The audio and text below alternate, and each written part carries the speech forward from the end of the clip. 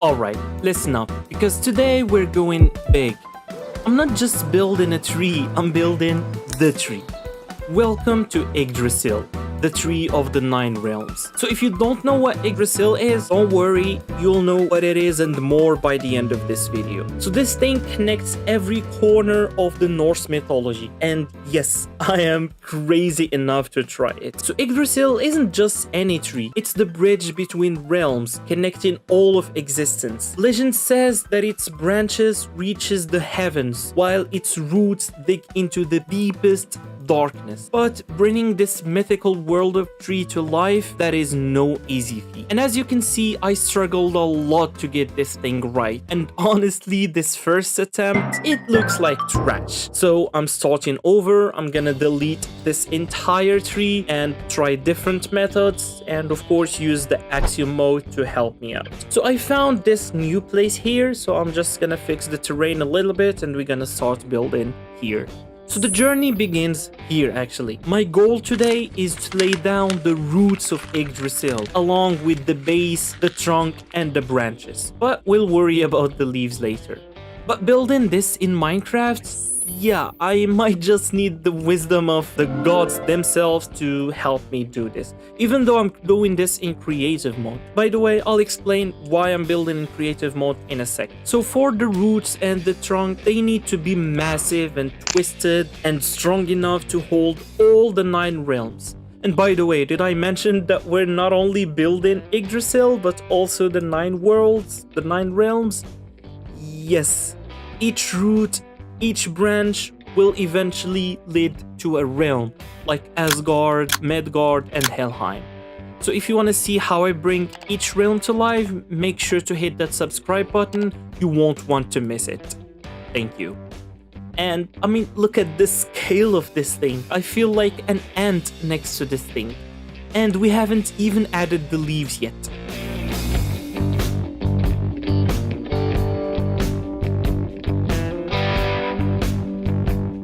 So we're just doing that right now. Also, we're not just gonna leave this tree right here in this boring terrain. We're creating a custom void world so Yggdrasil floats in the space on a platform like it's the center of the universe, because that's what it is. I mentioned I'm building in creative mode this time. Normally, as most of you might know, I'm all about that hardcore life and building epic projects in survival. But this time I wanted to experiment a little bit and build in a giant mythical tree that connects 9 realms is intense enough. So I'm giving myself a bit of a break and going creative. Still, I'd really love your feedback. If you're into this creative series, I'll keep going with each realm as its own epic build and its own epic video. And hey, some of you might have noticed I have been gone for a bit.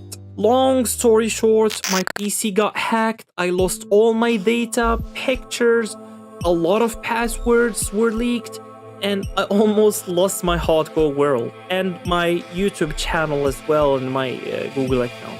So while I'm making sure everything is safe, I figured why not to try something new and crazy and creative. So now that we've finished the tree, let's just figure out how to copy the entire tree so we can go ahead and create our own world, like void world where we can place the tree. And as you can see, I'm struggling a little bit.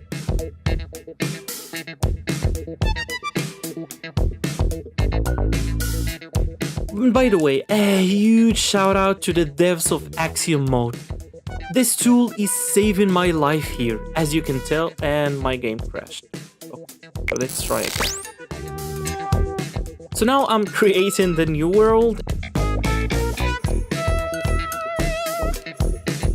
And let's go ahead and place this tree here now that we have our new world. As I was saying, a huge shout out to the devs of Axiom Mode. This tool is life-saving. As you can tell, I'm still learning the ropes with it and creative mode actually in general. So hardcore and survival is my specialty, so I'm learning as I go and you're learning with me actually as well. So now I'm working on the platform. Again, I don't know exactly how this tool works, so I'm experimenting and using different methods. And I started by placing this platform, then trying to extend it to the bottom. But I reached the bottom of the world because I didn't place the tree on like a higher level, so I moved it up, but I left some branches which I'll move up as well in a second.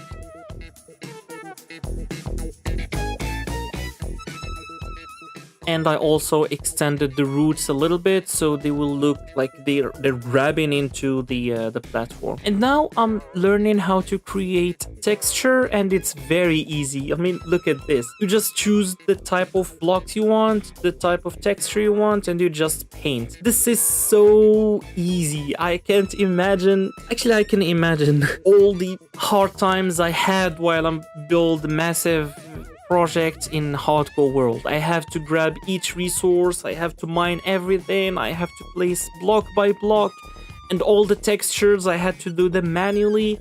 So this thing is massively saving my life here.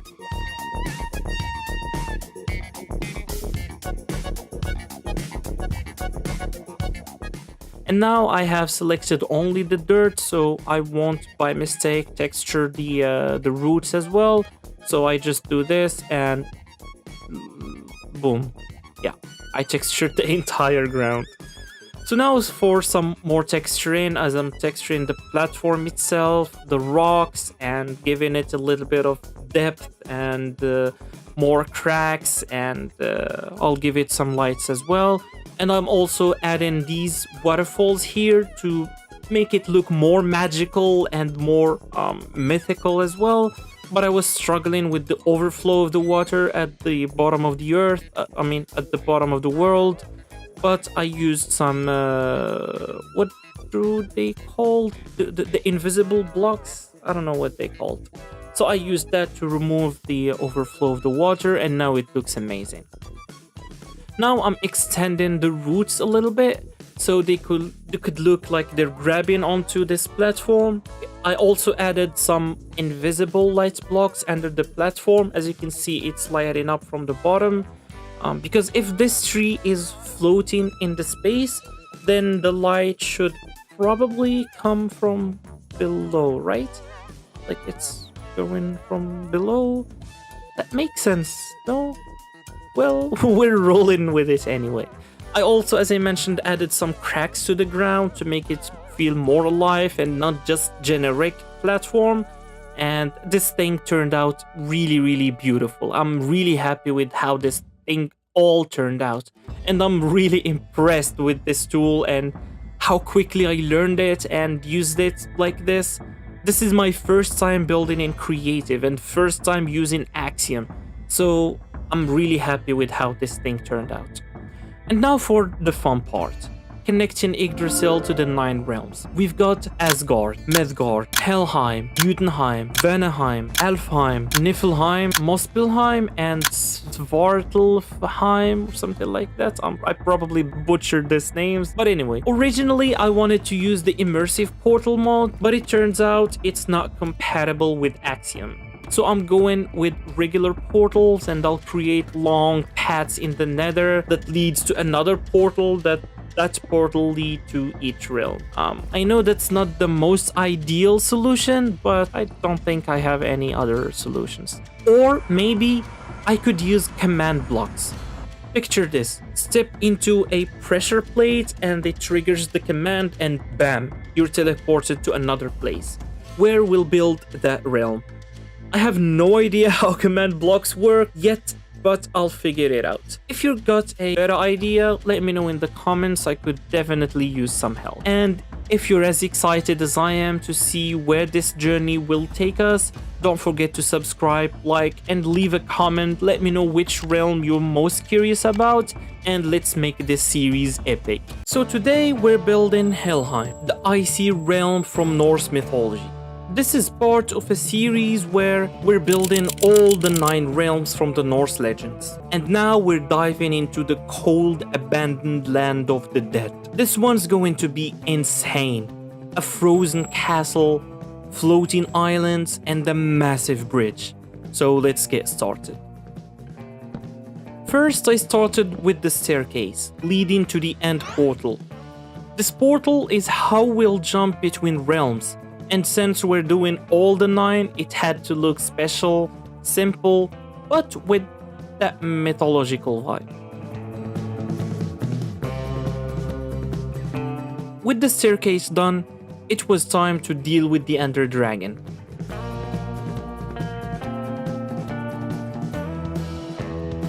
Creative mode makes this part easy, so just a quick fight and it's gone, but the real challenge came after that.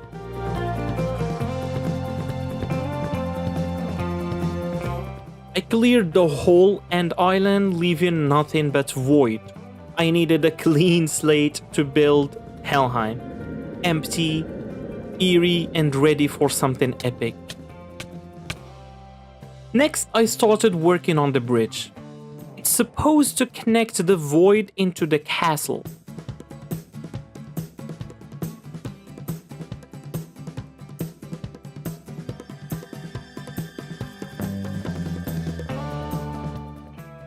My first try, yeah, I wasn't feeling it. It just didn't have the right vibe for Helheim. Does that happen to you? You build something, then immediately start over? Please let me know in the comments. So I tried again, and this time I focused on getting the details right first. Keeping it small and clean. Once I was happy with it, I used Axiom mode to scale it up. And by the way, I used Axiom mode this video heavily, so thank you so much for all the devs of Axiom. It's really game changing. Anyway, scaling this bridge made such a difference. It felt massive, like it belonged in the mythical frozen realm. And by the way, if you're enjoying this so far, don't forget to subscribe. We've got 8 more realms to build after this one, and they're going to get even crazier, so you won't want to miss that out. Thank you. Now for the centerpiece, Hel's Castle. This is where Hel, the ruler of the Underworld, once presided over the dead. I started with the grand staircase, leading to a massive door that felt like the gateway to another dimension. Then came the walls, the towers, and some texturing.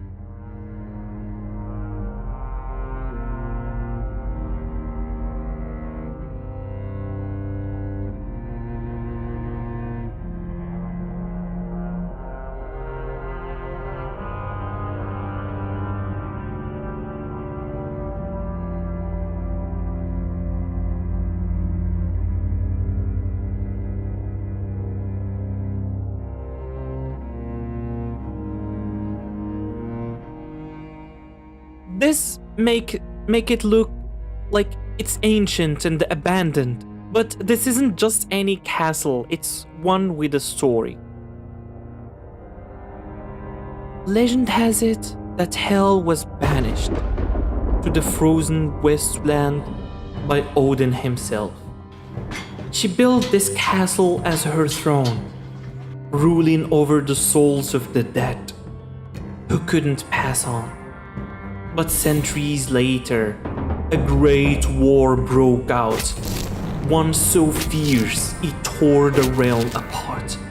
Hel was forced to flee, leaving her kingdom in ruins.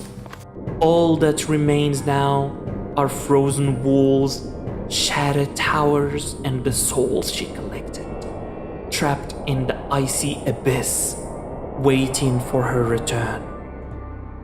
So the goal was to make this place feel alive with history, yet completely lifeless, like time stopped right after that war. Let me know, does it give off this Helheim vibe or no? Anyway.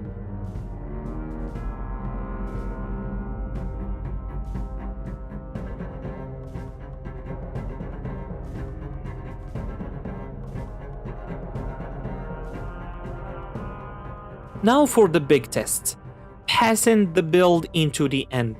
I made sure everything lined up so when you jump into the portal, you land right on the bridge. With the castle done, I added the details. blue ice creeping up the walls, frozen cracks and jagged ice peaks that look like horns growing out of the structure. It's those little touches that makes the whole place feel alive. Or well, dead in this case. So Helheim needed more than just a castle. Something was missing. Yes, some floating platforms. So I built these floating platforms that will surround it to give the whole place a mythical broken world vibe.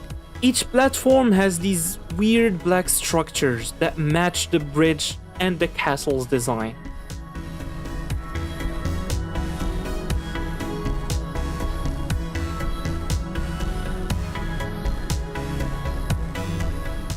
Once all the platforms were in place, the exterior started to look like a complete realm. Haunting, floating above the void and full of mystery. Now let's take a step back and look at Helheim in all its glory. The bridge stretches over the void, leading to the castle that looms like a shadow of what it once was. And the floating platforms, pieces of a shattered realm, drifted eerily around it. It's exactly how I imagined it. Haunting, mythical, and frozen in time. With the exteriors complete, we've set the stage for Helheim's story. But it's the inside of the castle that's where the real magic, or should I say darkness, happens. Next, we're diving into the interiors, starting with Hel's throne room and all the chilling details that makes Helheim feel truly alive. So with the outside done, it was time to bring the inside of Helheim's castle to life, or rather to make it look like it's been frozen and abandoned for centuries. I started with the throne itself.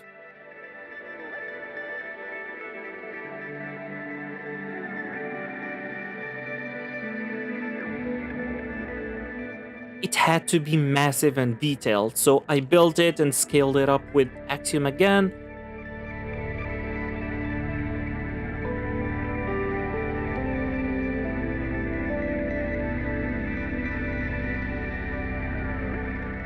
And now it looks fit for Hel, the ruler of the Underworld.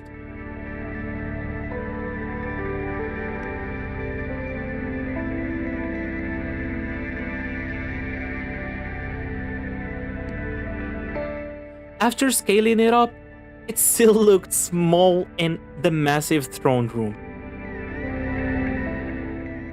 So I moved it closer to the entrance and added a wall behind it. This split the space into two sections, the throne room and the mysterious back chamber. Next, I worked on the throne room. I wanted it to feel ancient and crumbling, like time had taken its toll. So I added these pillars scattered across the entire room to really sell the abandoned look. I covered the floor and the walls with frozen cracks. The snow and ice make it feel like the cold has completely taken over this place. Then came the back room, the heart of Helheim's darkness. I added a massive mountain of frozen souls surrounded by all the glowing blue fire. The goal here was to make it feel like this is where all the lost souls of Helheim gather, a place that feels both mystical and terrifying. And with that, the interiors were complete. The throne room tells the story of a once powerful realm. And there it is.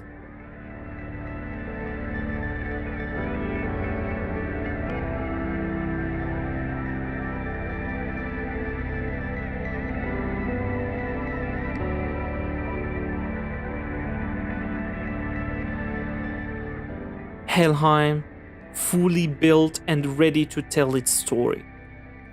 The bridge, the castle, the floating platforms, it's everything I imagined and more. And if you like this, drop a comment which realm we should tackle next. And don't forget to subscribe. This series is just getting started. So thank you so much for watching, thank you for your support, and I'll see you on the next realm. Welcome to Muspelheim, the fiery realm from Norse mythology, all built in Minecraft. Today, we're tackling something even more ambitious, Surtur's home in the Nether, Muspelheim. To kick things off, I made a staircase leading from Yggdrasil's roots to a nether portal. Once inside, I used the Axiom mode to dig a massive pit that would serve as the foundation of Muspelheim. At first, this pit might seem enormous, but trust me, it wasn't big enough to match my vision. So I doubled its size. And by the way, a huge shout out to the creator of this mode. It's truly game changing. So thank you devs so very much. Now this expanded pit became the fiery canvas upon which all of Muspelheim would be built. With the groundwork set, I began laying out the blueprint. Using colored blocks to map out the design, this step helped me visualize the entire build and ensure everything was aligned perfectly. If you're enjoying this so far, don't forget to subscribe. It's free and helps the channel grow immensely. Thank you. Now that we have visualized everything, the next step was filling the pit with lava to create the fiery atmosphere Muspelheim is known for. I then started constructing the towering walls that encase the realm. These walls were meticulously structured, and then I built few small islands inside the pit to, make it look even bigger. And after that, I textured the walls of the pit with patterns that give them a rugged, fiery appearance, blending some netherrack, redstone, and other nether blocks with accents of magma blocks and shroom lights. This terraforming process took a significant amount of time, but was absolutely worth it for, the dramatic effect. To connect the entrance to the fortress, I built a massive bridge that stretches over the lava.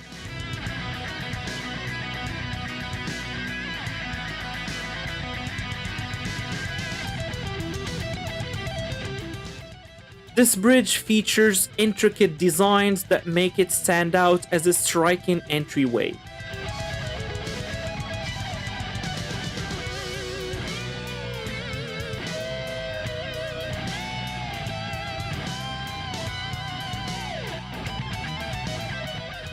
At the center of the pit, I created a large island that would serve as the foundation for the fortress. This island became the heart of Muspelheim. Now this pit started to look like something I can work on to build this fortress. So I started working on the walls of the fortress and few small towers in the walls surrounding the fortress.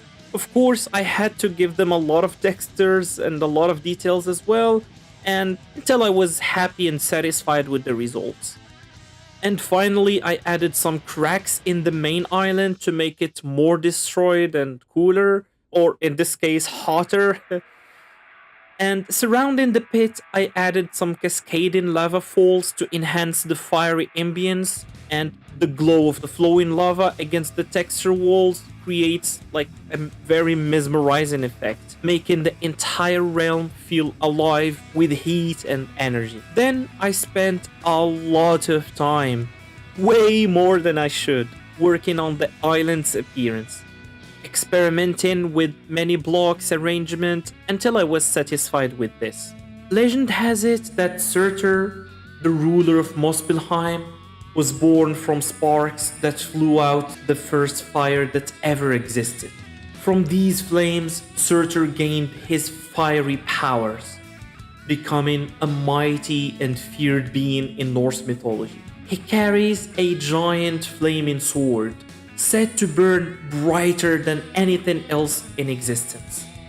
It is foretold that Surtur would use this sword to set the entire world ablaze during Ragnarok, the great battle that marks the end of the gods and the beginning of New Age. So standing guard at the entrance are two massive watchtowers. These towers were challenging to design, and I had to redo the work multiple times. But came out beautifully at the end. Then of course, some texturing.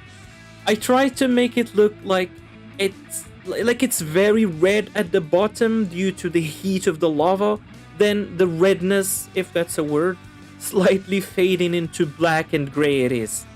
like a gradient texture, and I think this look is amazing. What do you think, guys? Please let me know in the comments. After that came the graveyard and the prison. I made small staircases leading down to where they will be because I will be adding them below ground. Then an idea came to mind to make another portal for the prison that takes us to the overworld so we can build a big and more customized prison. So I started with this spiral shaped prison, but I quickly destroyed it because it was really bad. Then came up with this, which is way more better and very detailed. I actually spent many hours designing this prison, but it turned out beautifully.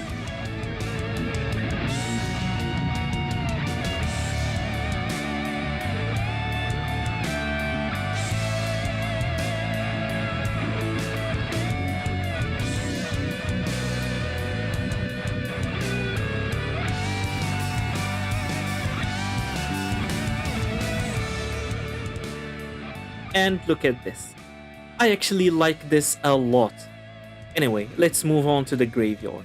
So while I'm building the graveyard, I want to share with you something really special. When I first started playing Minecraft back in 2011 and 2012, I fell in love with building crazy things. Growing up in Morocco, I remember trying to recreate Hassan's tower. I built some crazy houses, a cozy hobbit house, and so many other ideas. Honestly, they weren't very good, but I had so much fun. Thinking about those early days now makes me feel so emotional. So building these structures now with so many details, using modes like Axiom, and having so many new blocks in the game feels really incredible. It's actually more than just a building. It's a dream I've always had, and I feel so grateful and happy to share this journey with you. So to see you all loving these builds and so many positive comments and subscribers, even though we are still a very small community, it feels really overwhelming, and I love you guys so freaking much. And to anyone who might be new here to the channel, thank you so much for watching this far, and I really hope you'll catch on the next videos and watch us and this channel grow. Thank you again so very much, and back to the video. Now I'm building another massive watchtower inside the fortress. This will act as the main guard of this entire build, with this glowing eyes that symbolize the vigilant giants guarding the realm. The towers are mirrored to create symmetry. At the back of the fortress, I'm adding even more additional towers, this time with different shapes. And of course, more details like these balconies that provides a strategic points for guards to, like patrol and more. Adding both, functionality and aesthetic appeal. Then of course, as all of my builds, texturing. And a lot of it.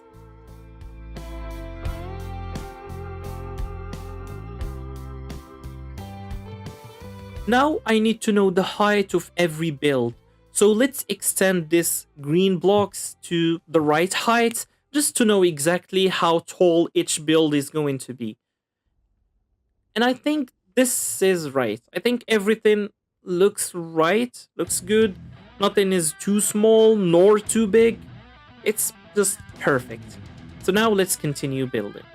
Now I'm adding details to the island, like digging few holes there and there, adding some lava pools and more details to make it alive.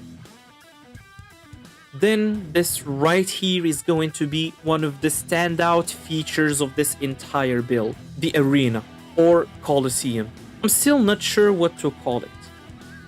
Its unique shape made it incredibly challenging to create, especially when it came to designing the stairs and chairs, but here's the story behind it. So this arena isn't just a structure, it's the heart of Muspelheim's history. Legend says that this is where Surtur's warrior would gather, not just to train, but to prepare for the ultimate battle of Ragnarok.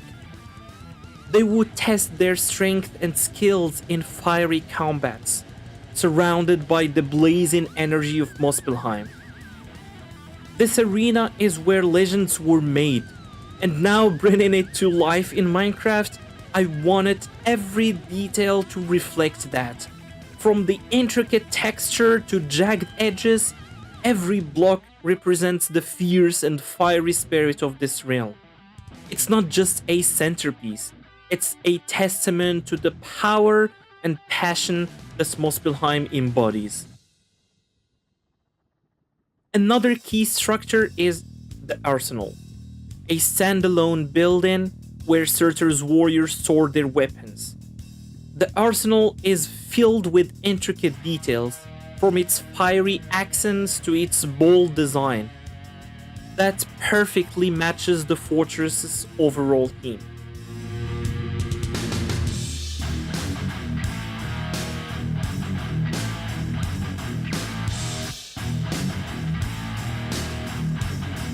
This alone should have been its own video, but well, we're creating everything here. Opposite the arsenal stands the weaponry, a mirrored version of the arsenal that provides additional storage space for the armory. I got lazy, so I just copied the same build to this side. These two buildings together create a balanced and functional area for the warriors of Muspelheim. Next came the forge, another highlight of this build. I detailed the walls with fiery patterns and constructed the roof featuring a massive anvil on top to, symbolize its purpose, which is a forge. While I'm not completely satisfied with how this anvil turned out, but the overall structures look impressive. Then I worked on the forge's interiors by adding a giant furnace powered by lava, with streams of lava flowing through to power the structure. I added then some anvils and created a storage area for resources, then added lava pipes throughout the build. This forge is designed to look intimidating with molten accents and glowing elements that makes it perfect fit for the fiery aesthetic of Muspelheim. Then came the master bedroom. I started by the walls, then the roof, and after that, of course, the inside.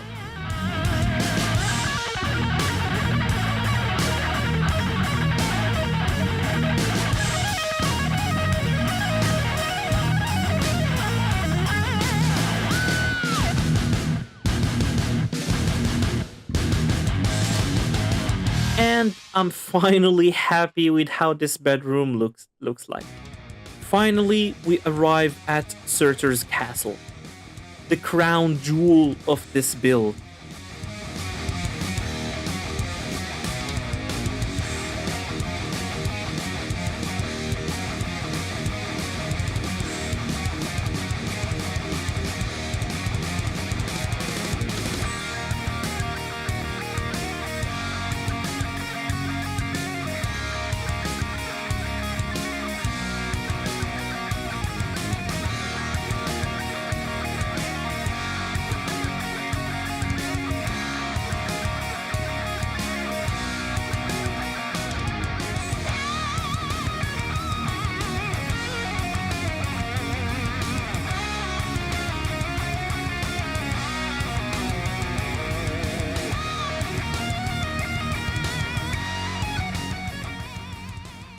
This castle is massive and dynamic, a fitting home for Surtur himself, and I'm super excited about designing the inside.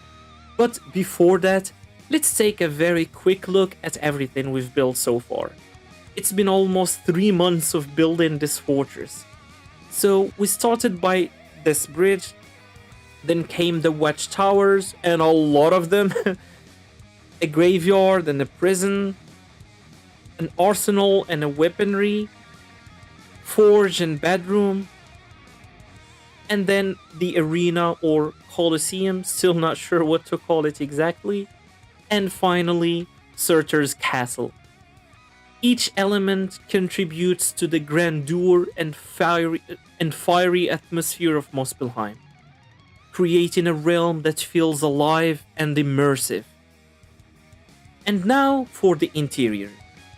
So while I'm building this, I want to take a moment to thank you all for making it this far.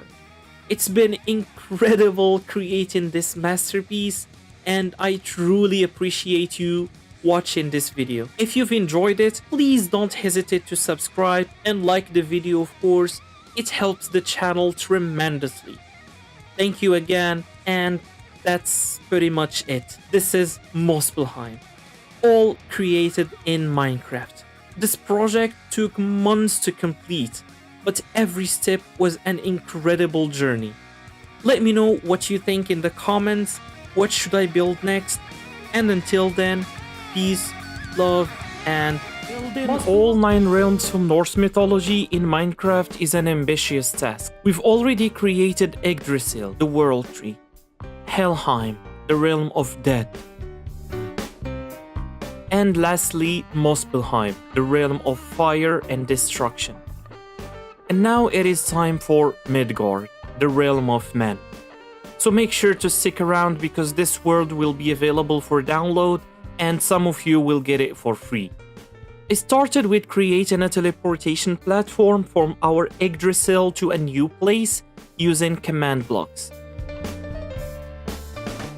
But I quickly scrapped that idea and instead I decided to create a new world.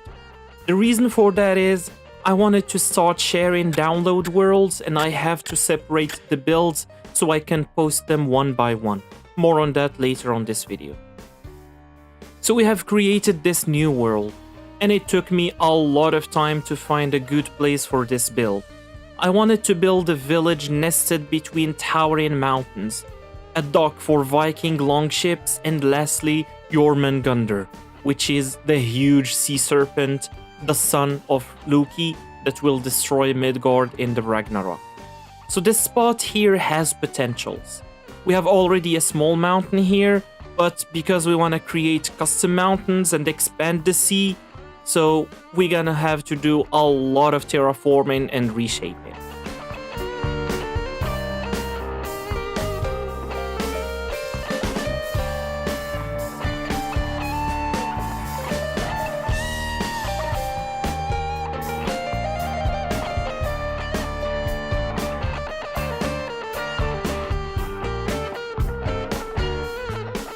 So this is the mountain range, which took me a lot of time, but I'm really happy with how it turned out. Now for some more terraforming, because I need to fix these edges.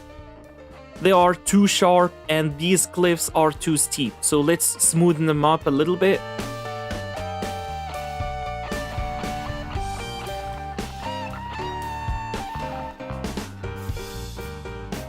And now for some texturing. And if you are enjoying so far, don't forget to subscribe. It's free and helps a ton. Thank you so much, and back to the video. So I made this gradient texture where in the bottom it's just grass and moss, then above that a bit of dirt, grass, and few rocks. Then the recording crashed, but I added a lot of snow at the top of the mountains as you see here. I also added few waterfalls and small river stream, and yeah. Now let's smooth this waterfront a bit so it will be a nice slope. And texture it as well. Now it looks much better, and I'm really happy with how this is turning out. This is my first time working on a project like this, where I have to create the landscape from scratch. And we're still not done with terraforming. Let's remove these islands and piece of lands from the sea to make it a wide sea for our giant serpent. And this axiom tool is very satisfying to use. And so when we remove this, the water stays on its place. I thought this will be filled with water to create a large sea, but it's fine. We can do that manually and add water here. So just like this, we have the perfect sea for our perfect sea beast. Now these mountains looks very empty. So let's liven them up with some greenery. So I'm creating these bushes here, like this bushes variants.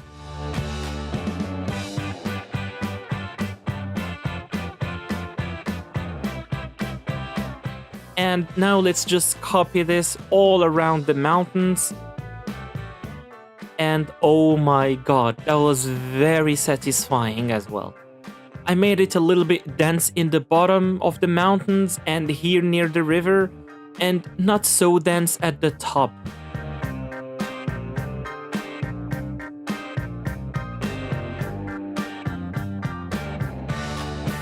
And now for more hardscaping. So let's copy these trees all across the mountains as well to make them look more alive.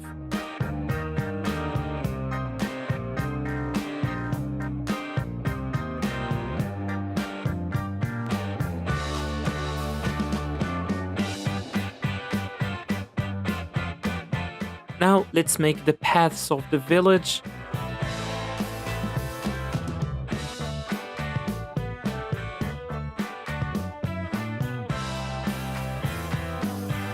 And let's also make this long path between the mountains.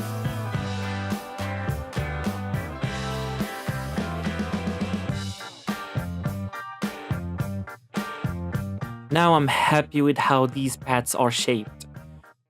We have this one going all the way from here, between the mountains, going up here, and we will need to build a bridge to cross the snow. Then we're gonna expand the path all the way to the back of the mountains and also to one of these mountains here. So now we laid the foundation of this village. But let's start actually working on the village itself, starting with a wall, because every village will need a fortification wall. Now that we have built this small wall and textured it, let's work on the entrances. And I want them to be two. One here and the other one over here. Now let's work on the doors for these entrances.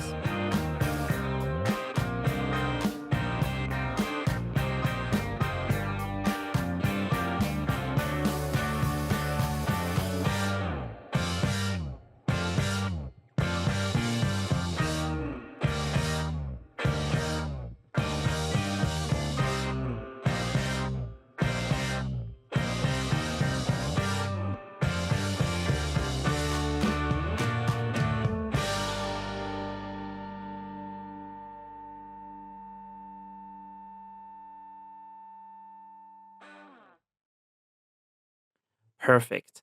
Let's go back to the path in between the mountains and let's build the bridge I was talking about earlier. So while we are building this, I wanted to take a moment to announce that we have finally made a Patreon. Some of you already asked me to make one so I can start posting my worlds there, and I have already added this world there, so you can click on the link below to get it from there. Also, I will be giving away this world to 5 people for free. So to make sure you get this, hit subscribe, like the video, and DM me on my Discord, which is shown here on the screen, and also you can get it from my description below. And the very first 5 subscribers that will reach out to me will get this world for free.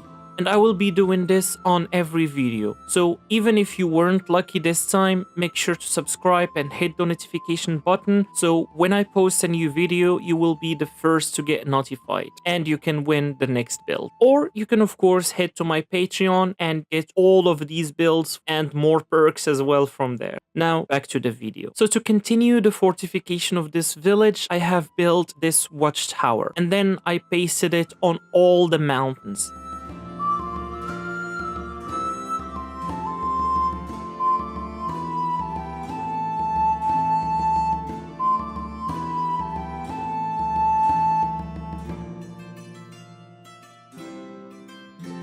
Now this is started to look more alive and more beautiful.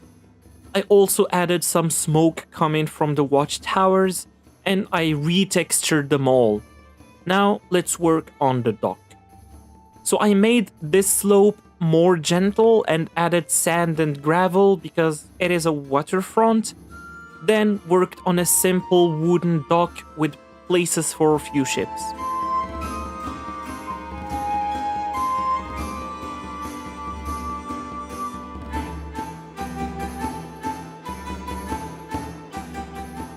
and I'm happy with how this turned out. Now let's build a Viking looking ship.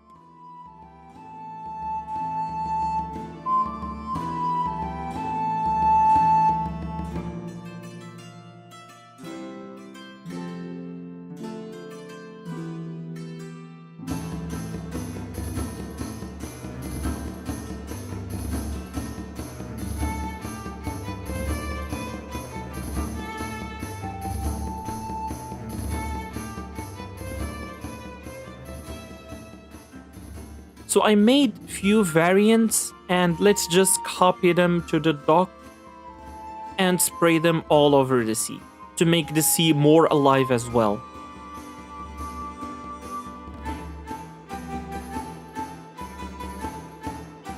And this has started to look amazing. Now let's start actually building the village, starting with the very first house among the tens of houses we will be building.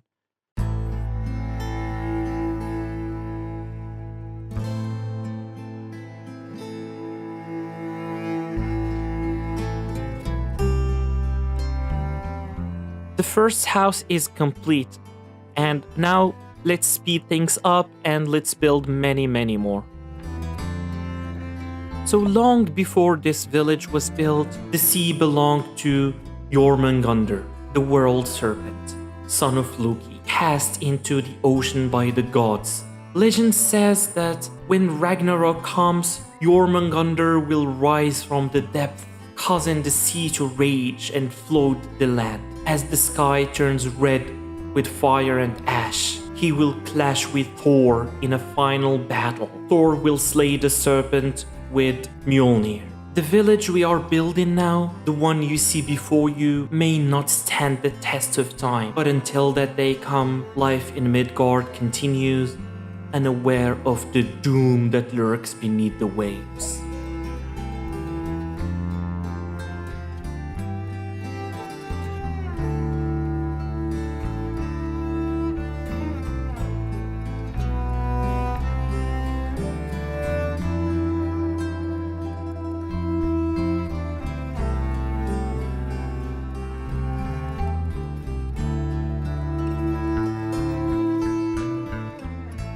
So now I have built around 85 houses. I'm still gonna build more, but before doing that, I want to add some decorations, trees, farms, to start shaping this village and see the empty spots that we still have and still needs houses on them.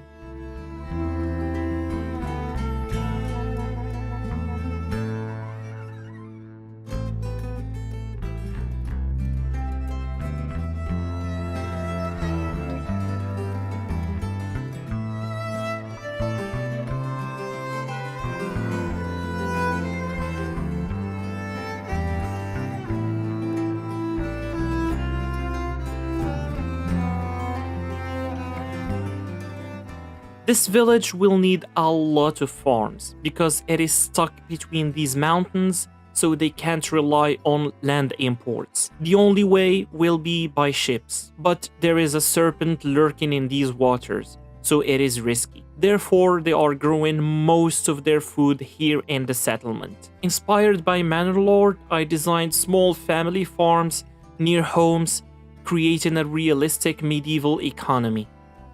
The village started to feel real, but we still needed a marketplace and more houses before tackling the massive Jarl's Long house, which is typically a castle. But before that, I have downloaded all these assets as blueprints, which I will be adding to this village.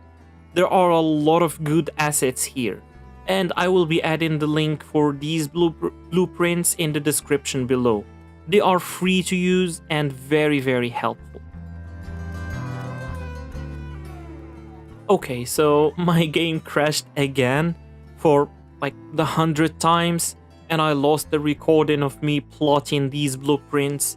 But I have added a lot of decorations, more houses, more farms, a lot of trees and bushes, and I even made a small village market. And I mean, look at these houses. They look really beautiful.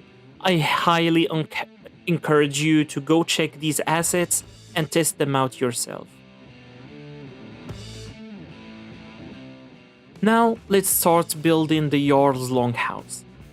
So while I do that, I just want to thank you so very much for watching and sticking around this far. And if you are enjoying this video, please drop a like so more people can see this.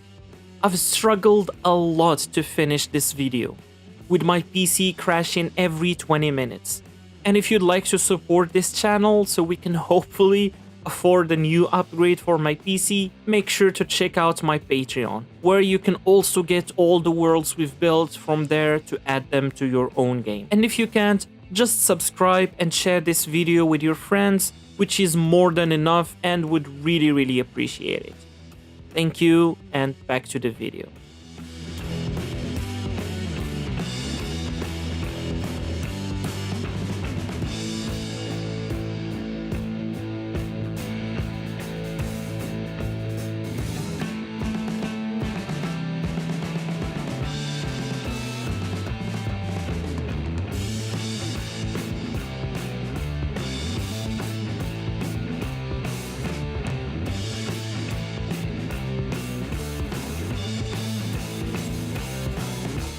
Finally, we have finished the village.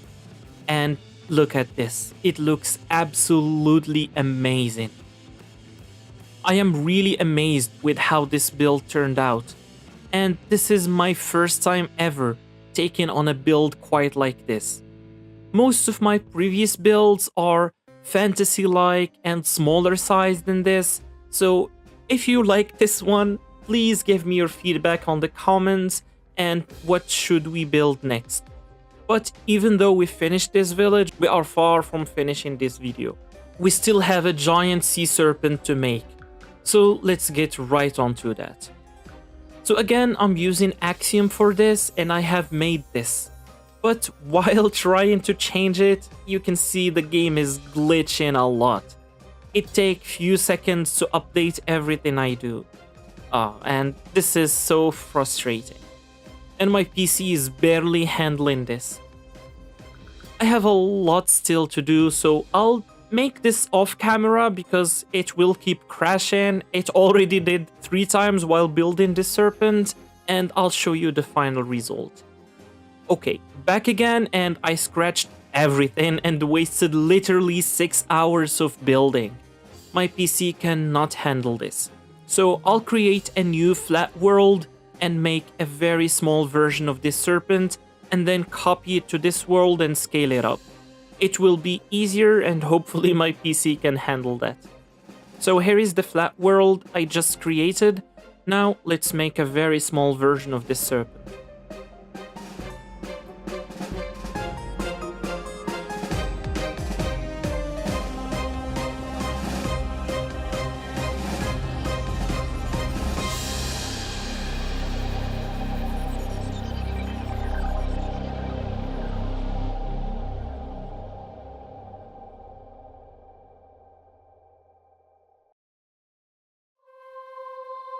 And here it is. This looks amazing, but it is very small and we need to scale it up 3 times. Now, it won't look as good as I wanted it to be, but this is the best we can do with what we have. And I can smoothen it up later to make it look more good. So now that we copied this, let's paste it here in our world and scale it up. And perfect. Now this looks amazing.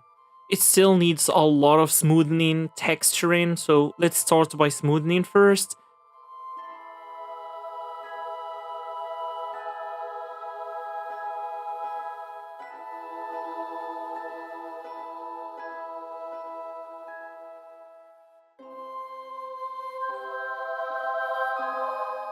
And the game crashed again.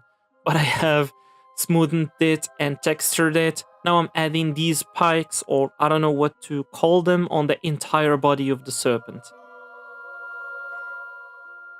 Now I copied this head from a previous build I made in my hardcore world, which you can also get on my Patreon, and I pasted it here. It is a bit larger than the body, but I can make it fit. Now we just need some cleaning and recoloring.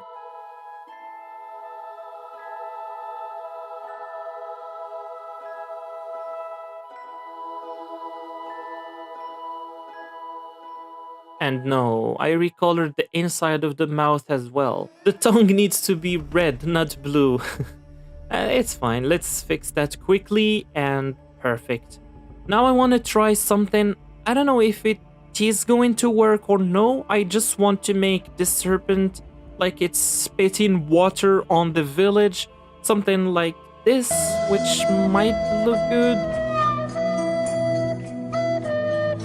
Oh, no, no, no, no, no, no. Oh, that was very dumb of me. Of course, the water will be affected by gravity. And now I just made a mess. Okay, so I kept the same idea, but I used ice, which is water as well. It's just frozen. And it looks tons better. This looks amazing, actually. I really like how the ice is hitting this side of this mountain, and the ship here is frozen as well. I also added more texture to the serpent, and it looks more alive now. Like, this entire scene looks alive and like it's posed in time. I'm really impressed with this entire build, although it took me an entire month to complete, but I think it was worth it.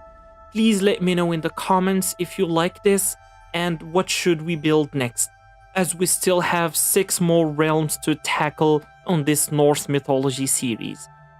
And look at this, with shaders it looks tons better. Again, make sure to hit me up on my Discord and you might be lucky and get this word for free. Thank you again for watching, and I'll see you on the next one. Bye!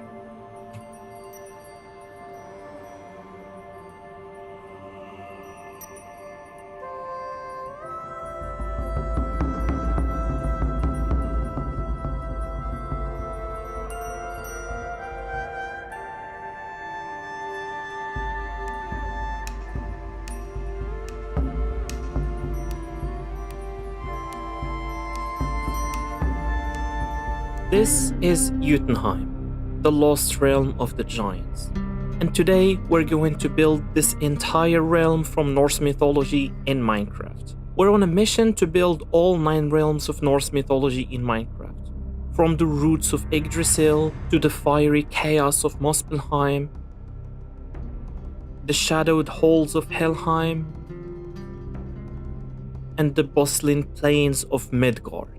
But today, we conquer Jotunheim, the Giants' Realm. Before we get into it, yes, this world will be available for download and some of you will get it completely for free. Stick until the end and I'll let you know how. I kicked off by generating a world in the snowy biome, then I sketched out where everything would go. The massive throne overlooking the valley, the giant's mead hall now is ruins, colossal frosted giant statue, half buried in ice, the pillars of the sky holding back the heavens, a giant's graveyard frozen in a moment of war, and lastly, the shattered Bifrost portal severed from Yggdrasil. Terraforming came first. Jotunheim is defined by enormous mountains, frozen lakes, and ancient forests. I started by shaping the initial mountain range and leveled a plateau for the hall and the throne, flattened the build sites, and prepped for texturing. And I can tell that we only did about 10% of the terraforming. Then started texturing. Pure white snow looks flat, so I scattered rock texture into the slopes, then added jagged frozen spikes jutting from the landscape. And now these mountains aren't just cold, they're actually brutal. So for Jotunheim, a sapling is basically a shrub. So I placed the small tree types as undergrowth, because remember, in like the giants world, what we considered large trees would be mere bushes to them. So I scaled up these same designs to create towering forests that would feel proportional to the giants who once walked here.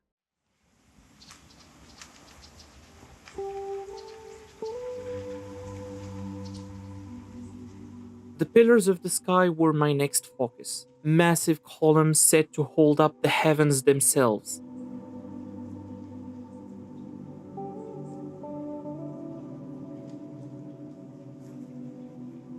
After perfecting the design and texture of one pillar, I replicated it throughout the realm, creating a sense of ancient architecture on a cosmic scale. And if you're loving this Norse build so far, hit subscribe and ring the bell. You won't want to miss the next realm.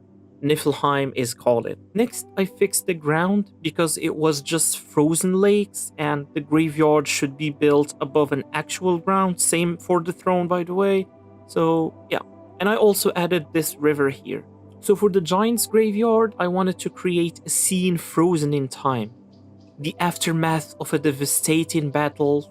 So I went to the flat world where I built all the prototypes and tried to create something, but I remembered then that Minecraft actually does have fossils on it, so I just got those as blueprints and scaled them up to create enormous skeletons. Then crafted massive weapons, axes, swords, daggers, etc. But unfortunately, the game crashed and I lost the recording, so I couldn't show you how I built these actual weapons. Anyway, this was the battlefield, where the Jotnar fell. So I scattered the oversized fossils here, rib cages, skulls, and rustic axes and swords, all frozen mid-clash.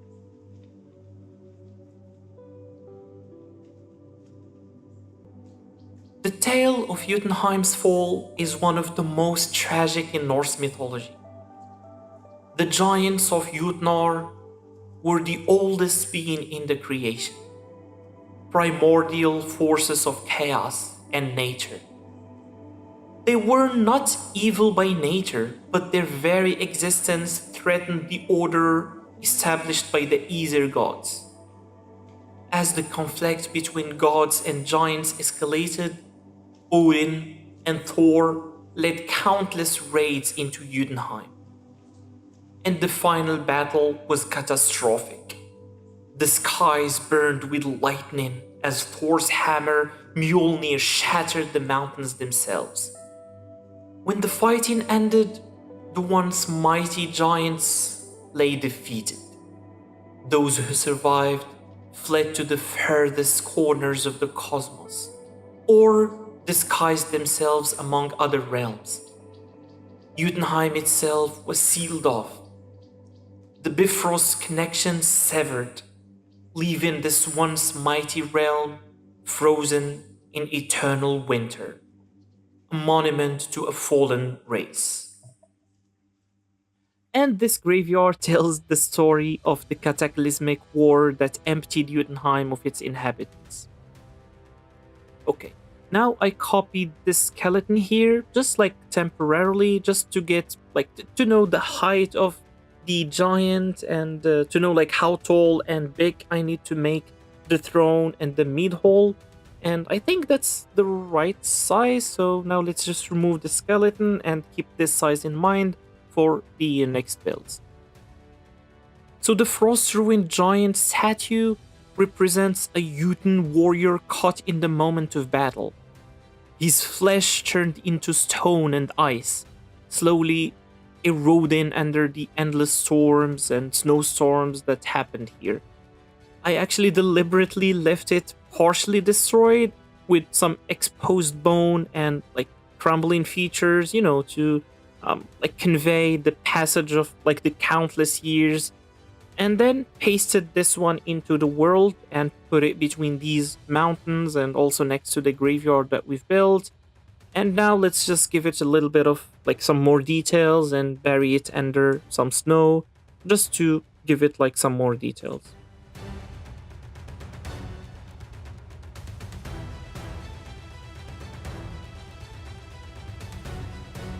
Now it's time to build the giant's meat hole. So first I need to carve out like a section of this mountain and flatten the area a little bit. And now let's just smooth these edges so they look natural. And now let's start building the hole itself.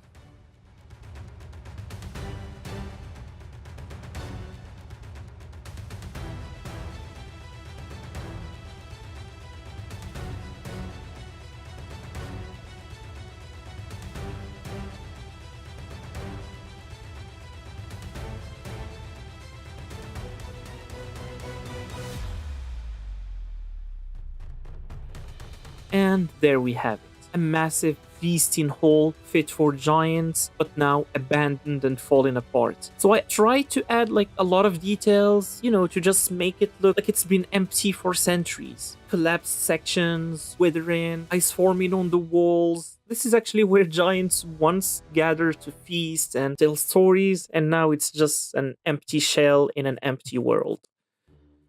So the giant statue actually that we created earlier, it's missing something. Like I don't like how the head looks.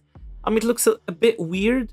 So I'm here back at the like the flat world to create a helmet design, and I'll also scatter some helmets around the landscape, like similar to what I did with the weapons.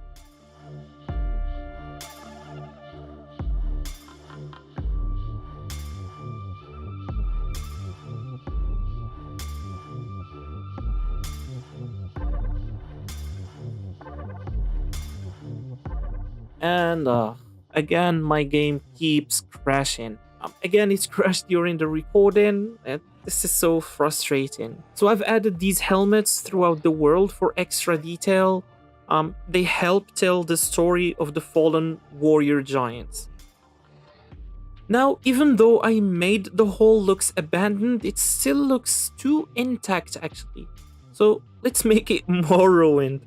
I'll remove this back section like it collapsed long ago when like the war happened, and let's add just some few debris around it, and let's raise the ground a bit here so it looks like the wall collapsed onto like a small hill. And let's just add some more debris and rocks, and yeah, perfect.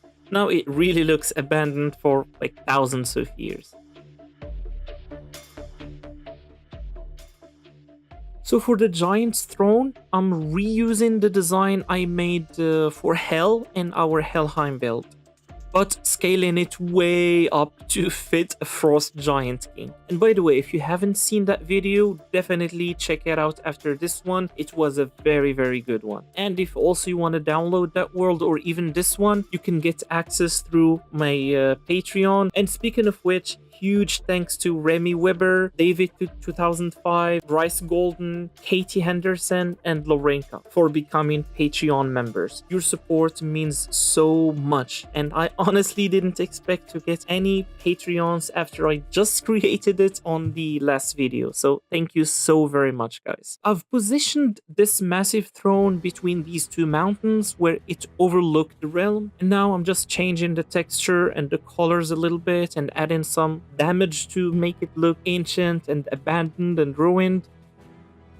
So the final major structure is the ruined Bifrost portal. So in Norse mythology, the Bifrost connected the realms to Yggdrasil, but I'm imagining that when the giants were defeated, their connection was severed, leaving them trapped and isolated. So I carved out this section of the mountain near the throne for the portal, and it makes sense that it would be close to the king's throne, so he could monitor who was coming and going out and in from this realm. And look at how this throne turned out. I'm really, really amazed about this texture and how it looks. Anyway, back to my test world to design the portal.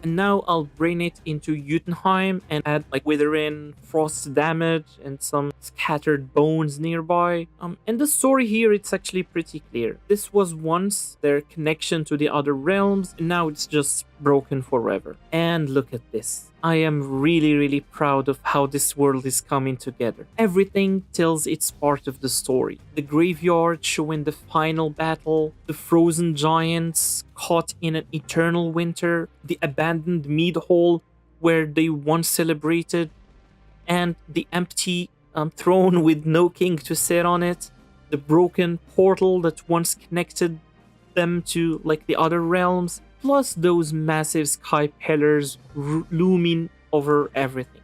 it all works together to create this feeling of a once mighty civilization now lost to time. And remember how I said we only did 10% of the terraforming at the start? Now it's time to finish the other 90%.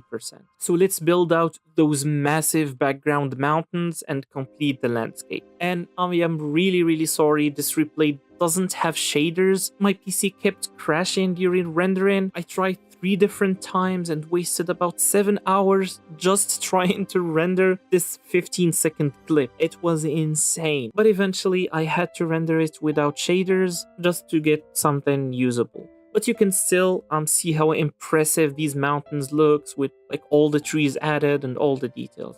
So actually guys, this build took me almost 2 months to complete. My computer crashed constantly. I lost recordings and had to redo sections multiple times. I'm planning to upgrade my PC soon once I have enough money to do that, so I'm gathering a little bit, you know, like to make these videos faster and with fewer headaches as well. But I need to know if you guys enjoy these mythology builds or no, and please let me know by hitting like and subscribing. I've also enabled super thanks on this video, so if you want to support that way, you can do that and I would appreciate it. Or also you can join me on my Patreon for access to all my world downloads and also some exclusive content. And as promised, the first 5 people who message me on Discord, which is shown on the screen, will get this Jotunheim world download completely free. I did this with the Midgard world too on the previous video, and several of you actually got it that way, so several of you did reach out to me and I sent them the world download. So don't be shy, reach out if you want to explore this frozen realm yourself. And for everybody else, you can still grab it on my Patreon, link below. And also let me know in the comments which myth you want to see next. And thanks for your support. Peace, love, and frosty cheers. Today we'll recreate Niflheim, the very first primordial world in Norse mythology and the origin of all existence. So let's dive right in. I started by generating a new seed in a snowy biome-only world because Niflheim is the home of snow and mist. After that, I flattened a huge area where we'll build the Hvergelmir Spring, the source of all rivers, and thus the source of all life.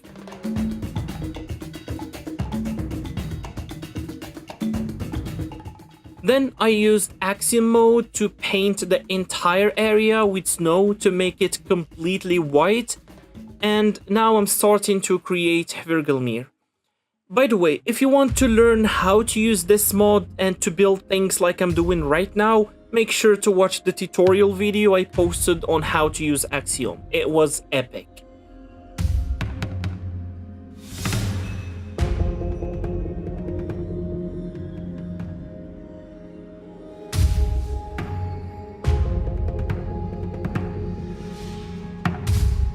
This is Hvergelmir Spring. I used the biome paint mode in Axiom to create warm, deep, and cold ocean biomes on the spring to create this visual of different colors of water, not just the standard blue watercolor. Now, let's change the time to night and add some light sources to make this spring look magical and alive, like it's booming with light or something like that. And by the way, if you're enjoying so far, please consider subscribing. I've been stuck at 1k for almost a year and would really appreciate your help in reaching 2k. Thank you, back to the video. And there you have it. The first part of Niflheim is built. Now let's start making the rivers, beginning with Gjol, the black river that leads into Helheim. So Hvergelmir Spring is home to the Elivagar rivers, the 11 rivers, each leading somewhere and creating life, but this black river is the only one leading into Helheim, the realm of death and spirits, home of Hel, daughter of Loki. So I created this giant hole here that leads into the void because Helheim exists in the void.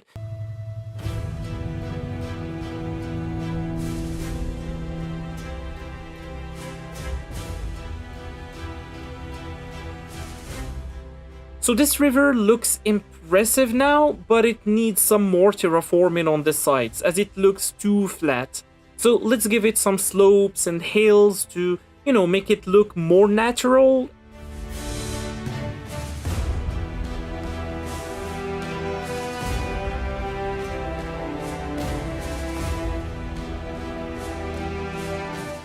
Now we're talking. I like how this river is turning out, but this is just one. We still have 10 more to build. So let's do that.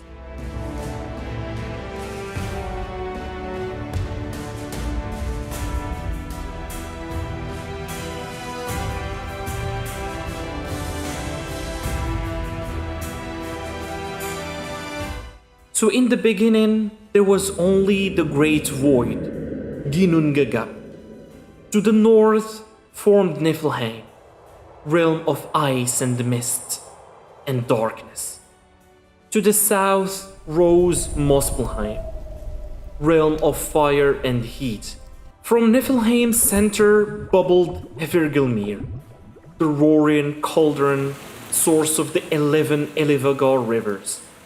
As these icy rivers flowed outward, they hardened into glaciers that crept towards the void. Meanwhile, sparks and molten particles flew northward from Muspelheim. Where the fire met ice in Ginnungagap, the ice melted and dripped, forming the very first living being, the frost giant Ymir. From Ymir's sweat came the first Jotnar, and from his body, when slain by Odin and his brothers, the worlds themselves were crafted.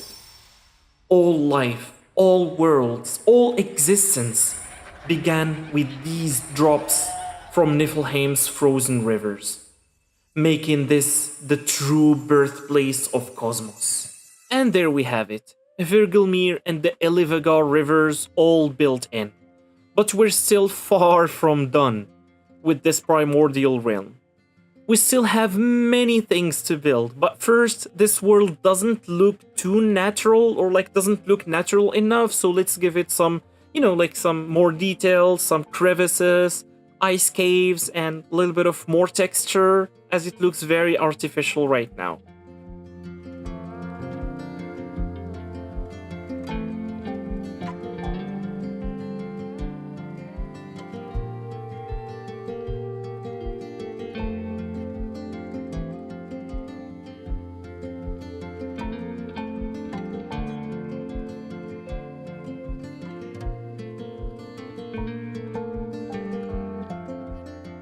And now let's give it some more colors, as just plain white snow mountains doesn't look very appealing and still look a little bit artificial.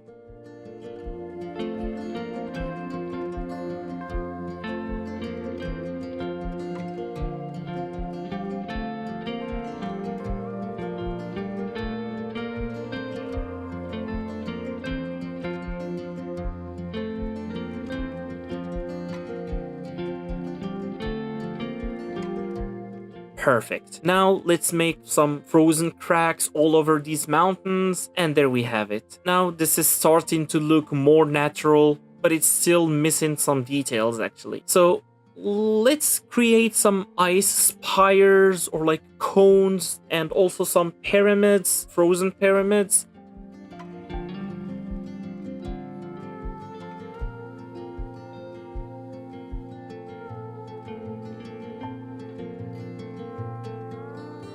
And perfect, now it looks amazing. So this realm was actually ruled by Hel long ago before she went into Helheim, but that was many aeons ago. So let's build her castle where she once resided and then destroy it. I actually have her castle here, the very one I built for her in Helheim, so I'll just use it again here. And by the way, if you want to access all these blueprints I'm using right now, make sure to head to my Patreon and join just as a free member. I've uploaded more than 800 blueprints and assets for free. But of course, if you decided to join as a paid member, I would really appreciate it, as it supports the channel tremendously. Also, you'll get access to all the worlds I've built for the series, so you can download them and add them to your Minecraft and play them. And thank you so much, and back to the video.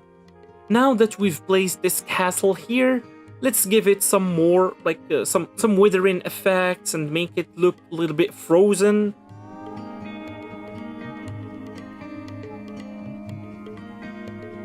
And now let's select these few parts of it and make them fall into the ground.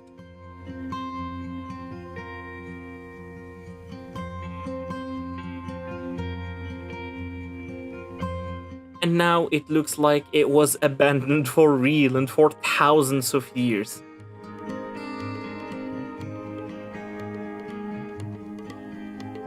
Also, the game crashed, of course. And I lost the replay where I built this portal that leads into Helheim. So that everything floating on Gjol, this screaming black river, will go through this portal and travel into Helheim, the void world.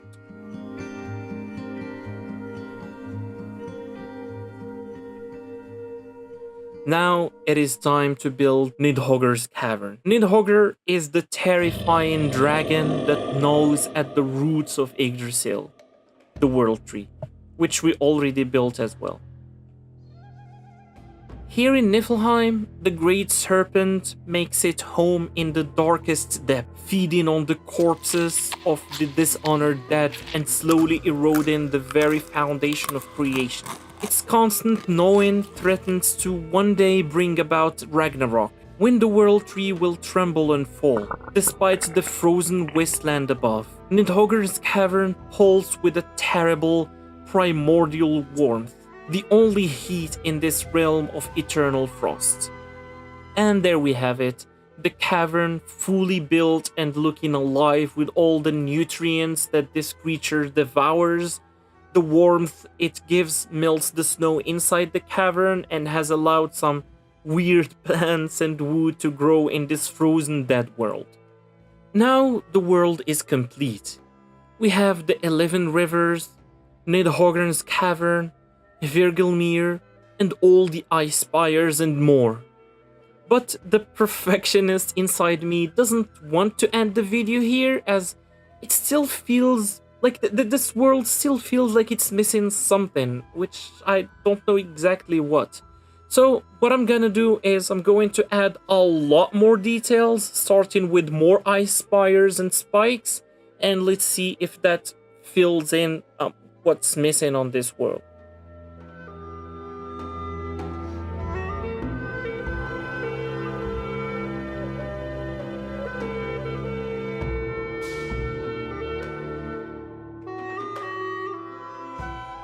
Actually, now it started to look even more alive, which give like the feel of a deadly world, yet it was the start of all life as we know it.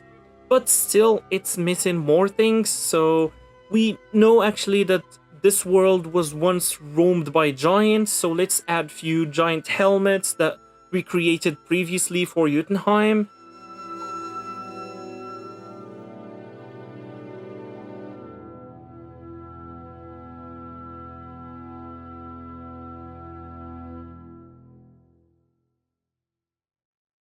So let's add a few weapons from the list of blueprints as well. These are all assets that we created previously, and it actually makes sense to add them here as well.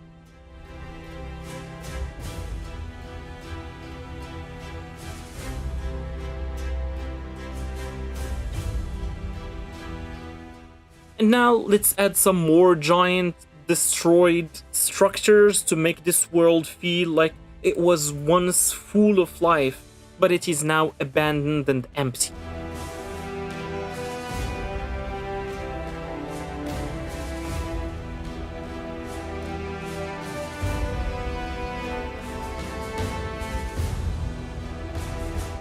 And actually, to enhance this feel even more, let's add some few fossils and bones.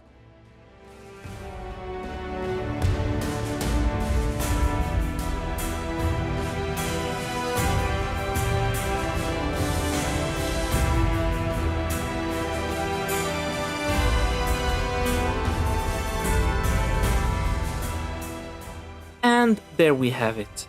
Niflheim fully built in Minecraft. We're nearing the end actually of building all of Norse mythology in Minecraft and the end of the series. I actually do want to know your feedback and what do you think, so let me know in the comments, please. And also, if you are enjoying this series and you enjoyed this video, make sure to smash the subscribe button. I would really appreciate that. And I'll see you on the next realm. Thanks for watching, and bye! Deep under the mountains, far from sunlight, lays a world few have ever seen.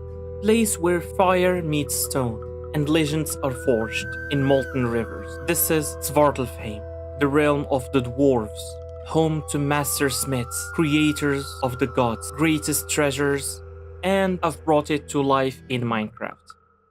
It all started by generating a new world and searching for a good mountain biome to terraform. I found this spot here that looked promising. Even though the mountain seemed big, it wasn't massive enough for what I had in mind. So let's pull out the axiom mode and let's start terraforming.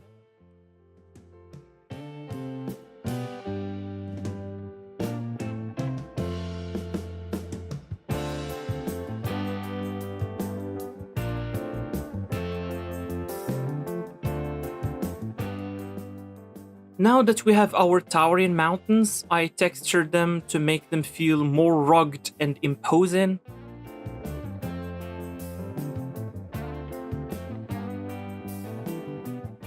Perfect.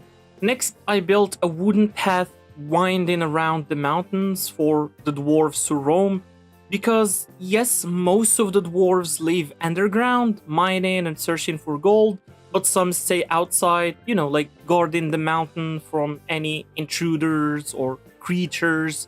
So we need paths circling the entire mountain, and some will be cutting through it, and finally a single path leading up to the very top of the mountain.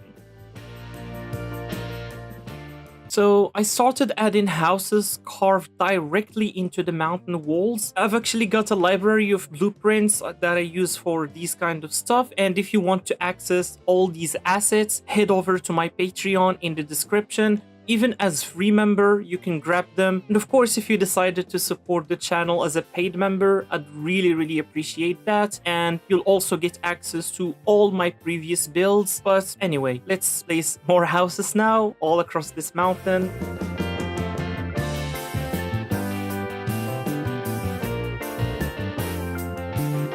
So once the houses were in, I textured the wooden path and started like hardscaping with trees across the landscape.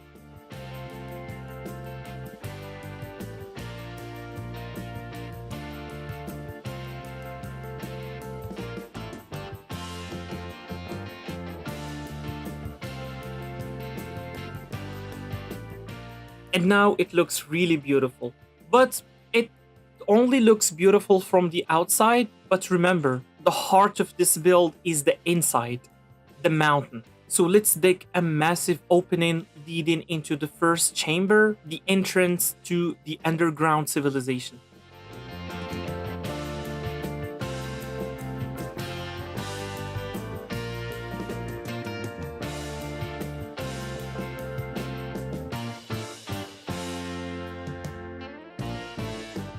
The first chamber needed an epic entrance.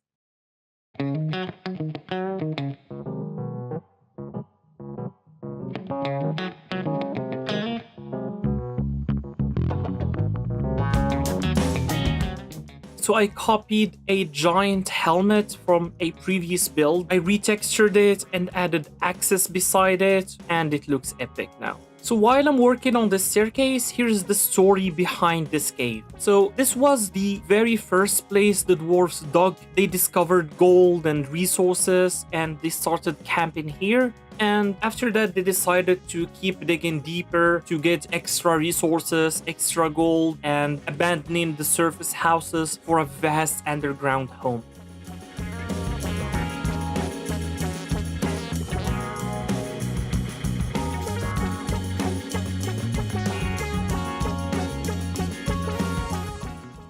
And now for the second chamber.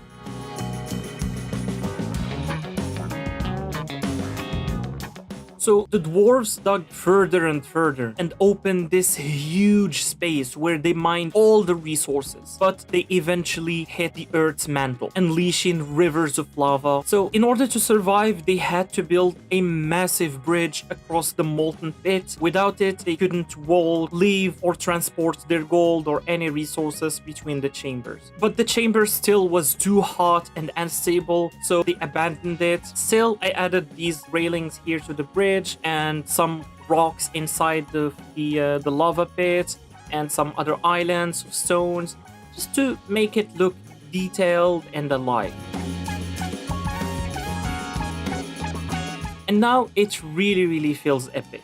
So because of the lava's heat, transporting resources became nearly impossible on foot. So the dwarves had to build minecart tracks like high above the lava to to move everything safely and quickly using minecarts. And with that, the second chamber was complete. And honestly, I'm super satisfied with how it turned out. But here's something I needed to share. So while working on this project, my PC kept crashing and lagging until it eventually broke completely. Thankfully, I had finished the build before that happened, but I couldn't edit or post the video or do anything. I had to wait a whole month, save up money, and with my wife's help, I finally bought a better computer. I honestly thought about quitting YouTube at all because I don't earn anything from it yet, and I still have family and bills to cover. But with everyone's encouragement and with the hope that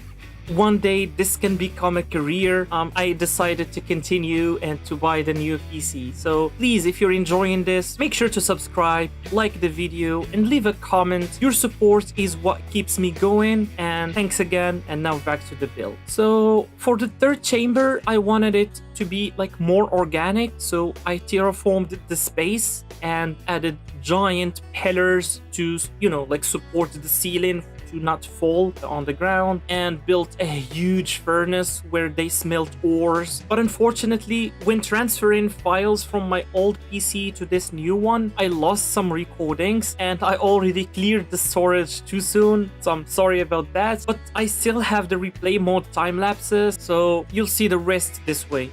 So now for the fourth chamber. This became the dwarves' true settlement. Walking across that dangerous lava bridge on the second chamber was really risky and exhausting, so they moved here. So I dug this massive space and built elevated paths and platforms above patches of lava because they learned from their mistakes. They're not gonna leave really close to the Earth's mantle where lava could rise, so they had to build these platforms to raise above the lava. So that's what I did.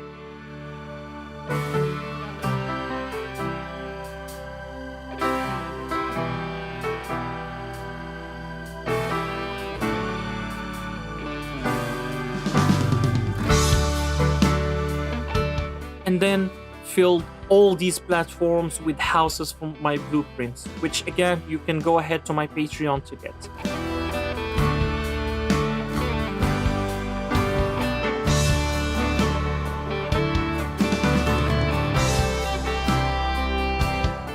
I also carved homes into the mountain walls.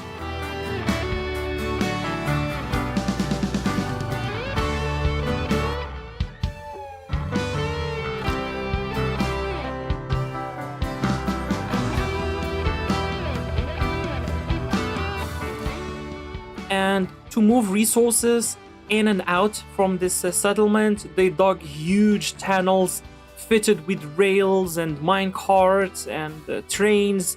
So that's what we did next. And now, with the settlement complete, I needed to create the mountain above.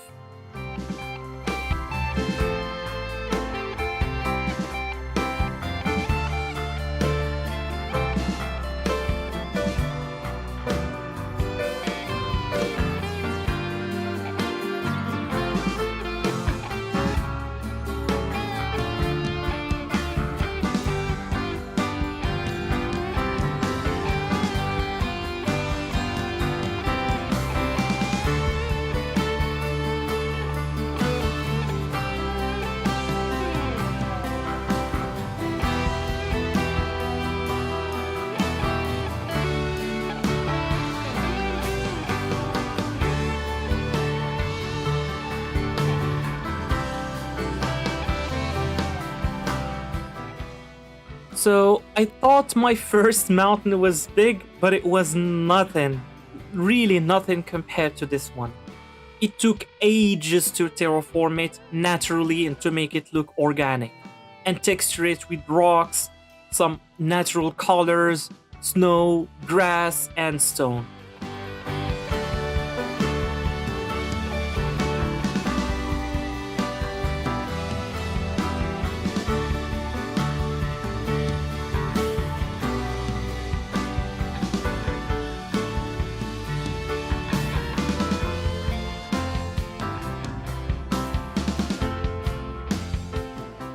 But eventually it turned out really, really beautiful. And then I went underground again to shape the ceiling and add in some noise and some reshaping and some texturing and recoloring until it looked very realistic. After that, I placed these pillars that are actually doubling as both like pipes to vent heat outside and bring fresh air inside, and also to support and hold the mountain together.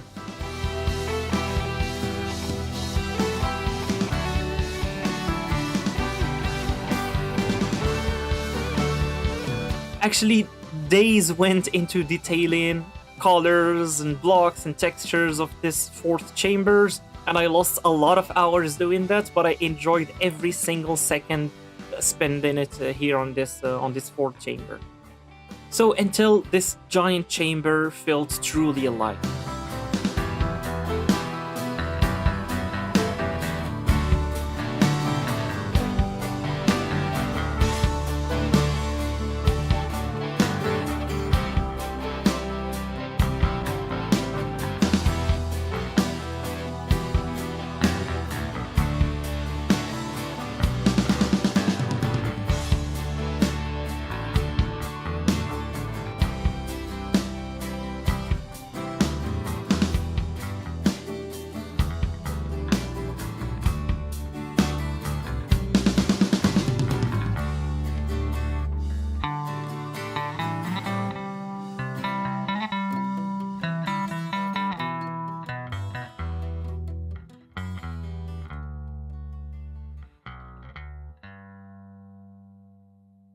But we're still not done. The dwarves needed one final chamber, their treasure vault.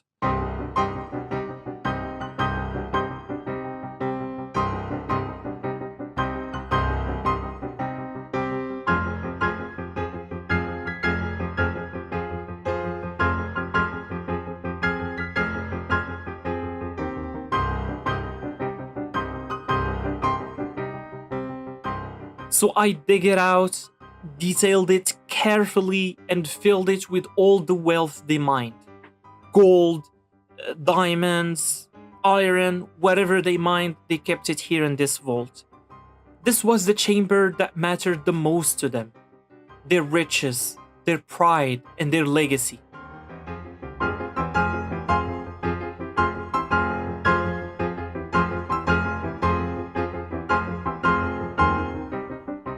And there you have it, the realm of Svartalfheim built in Minecraft.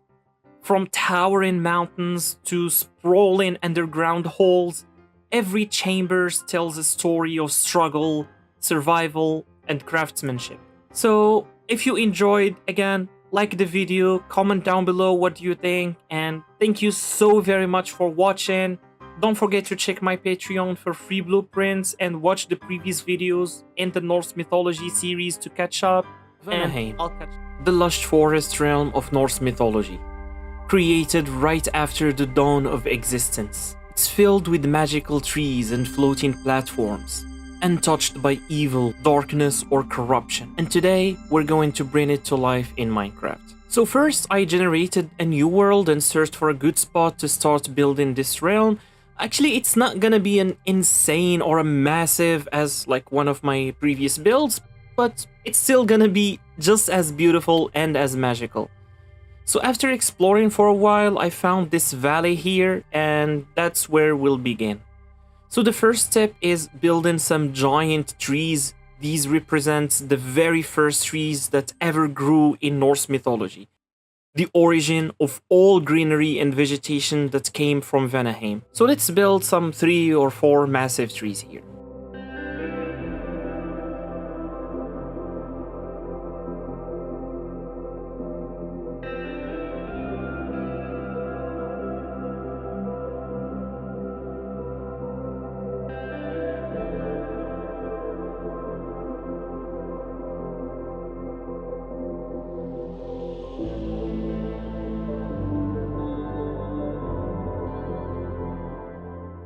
The next step is adding some medium-sized one nearby and then fill in the entire valley with regular-sized trees, but still they're gonna be customized ones. Once trees started spreading in Vanaheim, they started dividing the sunlight and nutrients from the ground, which kept them from growing too large. And by the way, how many trees do you think I ended up placing? Let me know in the comments below.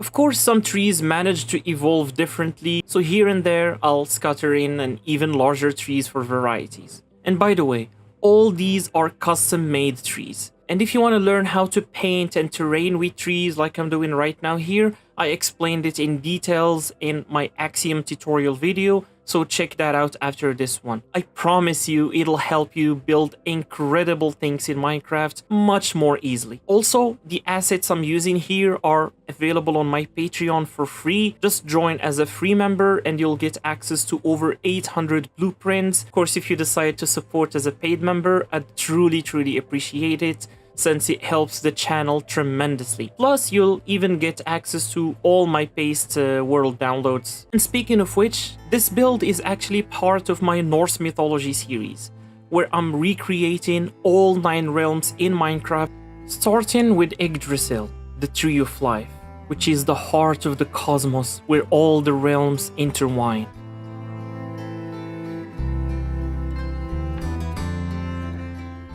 After that, I built Helheim, the realm of death, a kingdom of silence beneath eternal frost.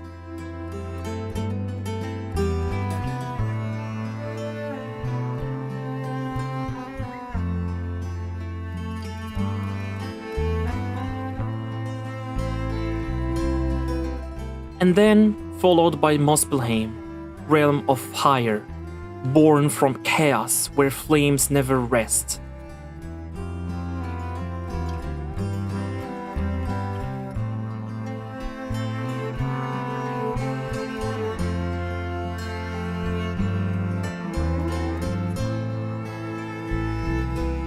And then Jotunheim, realm of the giants, frozen ruins of ancient might, home to giants carved from ice and legend.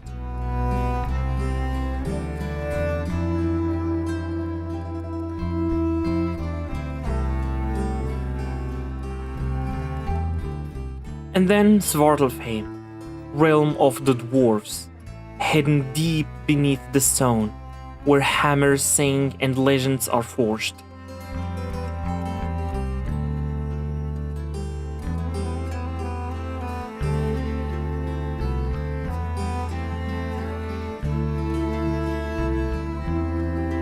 And then of course Midgard, realm of men, where courage defines destiny, which is the fragile world between gods and chaos.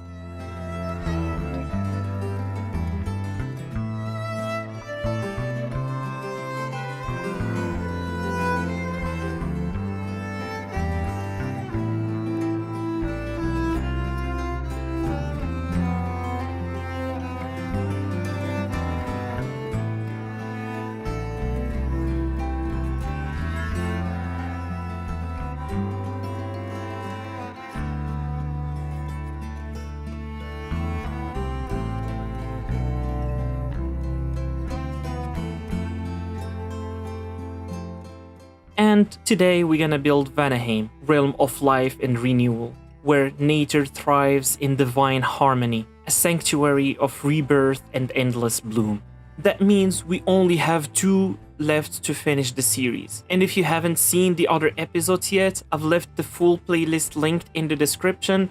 once you finish this one, go check them out. They will blow your mind. And now back to the build. So I placed some floating platforms, but it wasn't enough, so I added even more and gave them some landscaping, some like detailing, water flowing and stuff, you know, just to make them look more magical and also like more natural. So at this point, the realm was starting actually to look natural and magical as well, and I could have stopped here, but it felt like it still was missing something. So I went ahead and built the tallest and largest tree I could possibly make. For this one, I had to use a resource pack that extends the build limit, since Minecraft's normal build height only allows half of what I intended. So this giant tree represents the very first tree ever created, beside Yggdrasil, of course, which is the world tree.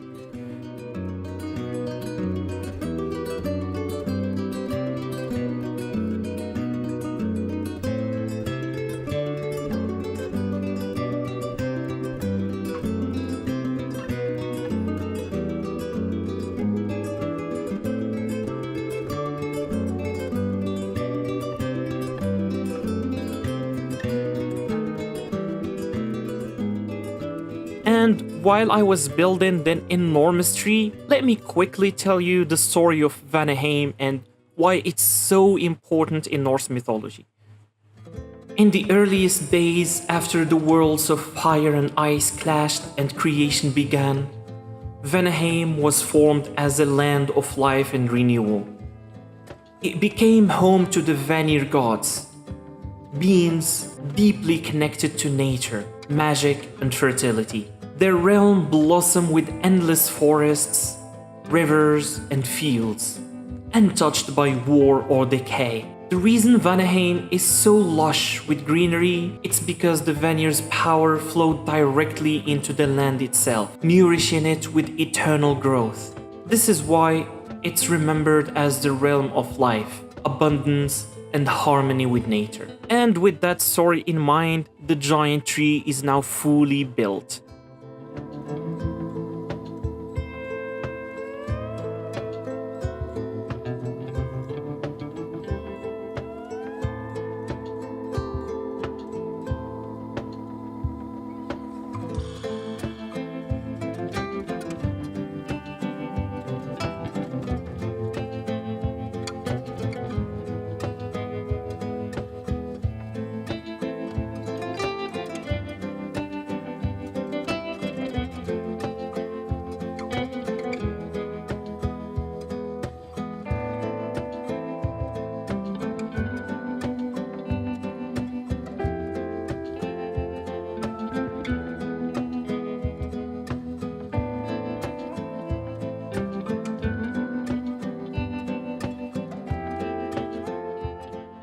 This tree is actually connected to Yggdrasil and acts as a portal that leads to all the other realms. To represent that, I built another floating platform and connected it with a bridge and carved out a portal hole inside the trunk of the tree. And now actually that I built all this, so beneath all these platforms and trees, there is like a lot of dark shadows, as you can see here, that didn't look natural. So, like I placed some light sources using Axiom to brighten up the area and give the world an even more magical atmosphere.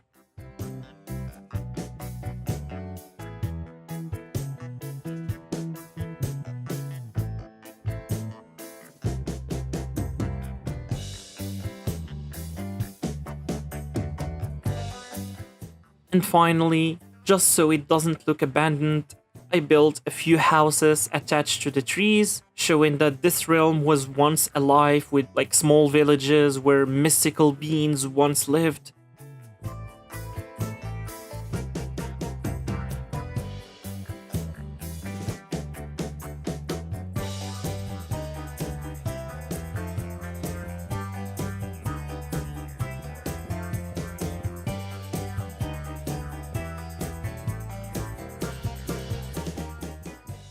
And there it is, Vanaheim fully built in Minecraft. This one didn't take me nearly as much time as the previous builds, but I really enjoyed creating it, and I hope you enjoy watching it too.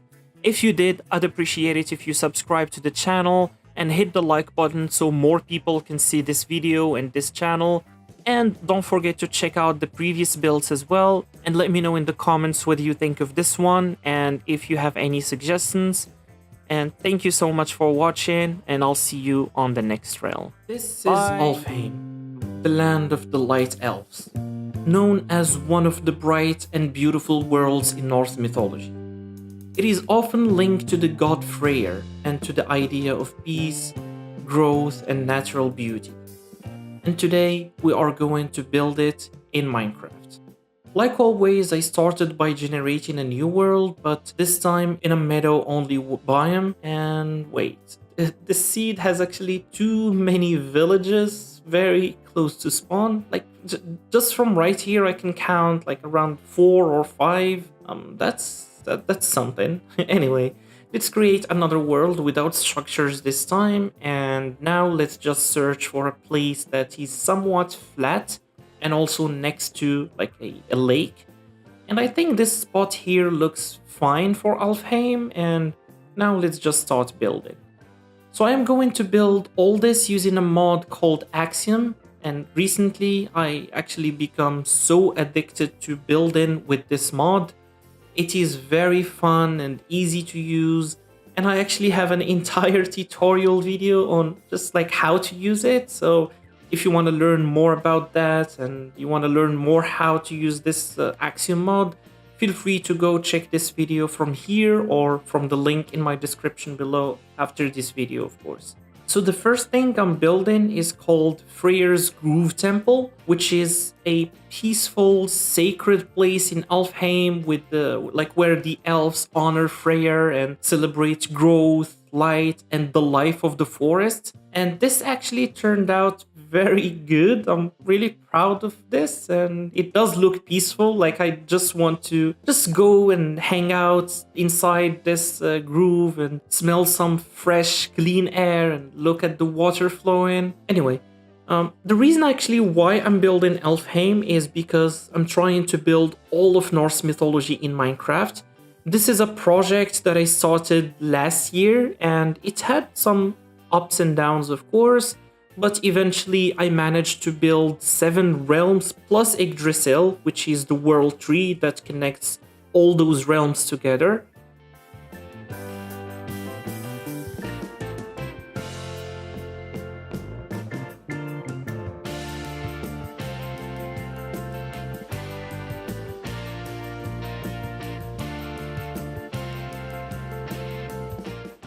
Then I built Helheim, the underworld of Hel, which is like Hel is the daughter of Loki.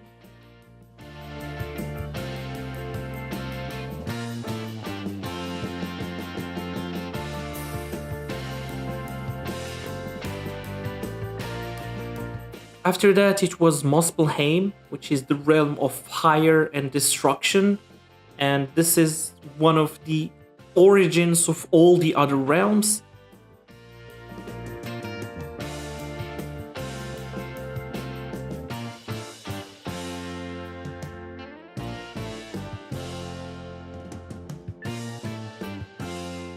And then Niflheim, which is the realm of ice and birth, and this is the other part of the origins. So it was Niflheim and Muspelheim that created all the 9 realms in the Norse myth.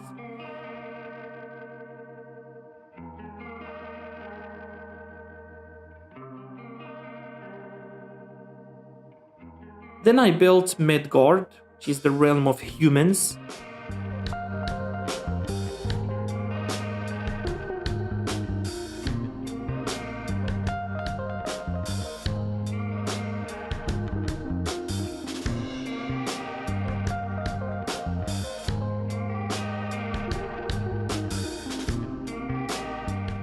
After that, it was Jotunheim, the realm of giants.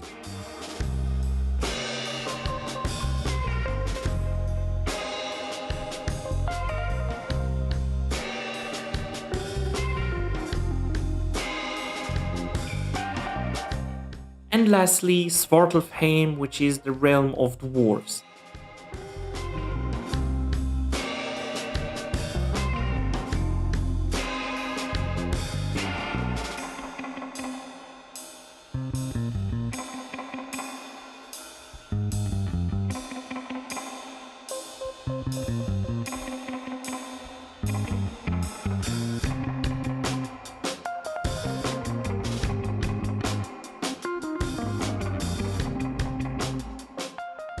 And after we built humans, giants, and dwarfs' original realms, the only race left was the elves.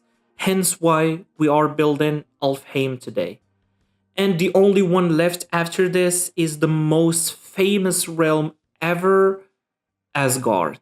So stay tuned for the next video, it's going to be huge. To be honest, last year when I started this project, I thought it would do good on YouTube, being something unique that I've actually never seen anyone else do, but it didn't get as many views as I hoped for, so I got a little bit disappointed and I started slacking off. Then a lot of things happened in life that made me rethink my decisions and made me like thinking about stopping YouTube in like at all. First, my desktop was broken, so I had to buy a new one, and an expensive one actually. My Google account was hacked and a lot of my personal files and passwords were leaked, but eventually I managed to secure everything back. I had also to move out from my old place to a new place in a new city, so I got now more bills to pay. And it is in these times actually that I sit at my desk and I turn on my desktop and play Minecraft and start building, or actually any other games, and it's then when I feel like I'm zoning out from the real world and I get to be happy, I get to be myself again. And that feeling, it's what I would like to share with you. This is what I want you to sense and to feel. And this is why actually I started my YouTube channel over 3 years ago. It was never for the views or the subs. It was simply to just share these moments with all of you and to make you experience what I'm experiencing together. So thank you to everyone that watches my videos, whether you are a casual viewer or a returning viewer, a boy or a girl, young or old. Thank you so very much for letting me share this story with you and share this moment with you. Seriously, thank you so much. And now back to the video.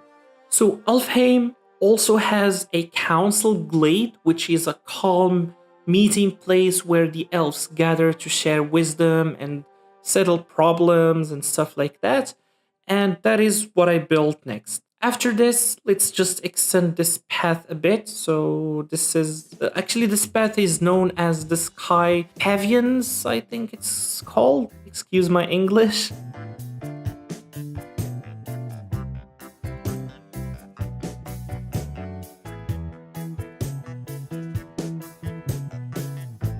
Then I'm building the Celestial Observatory perch. So this Celestial Observatory perch, which is where the elves observe and guard their kingdom. Kind of a watchtower, but a very powerful one and magical and able to look over the entire realm, actually.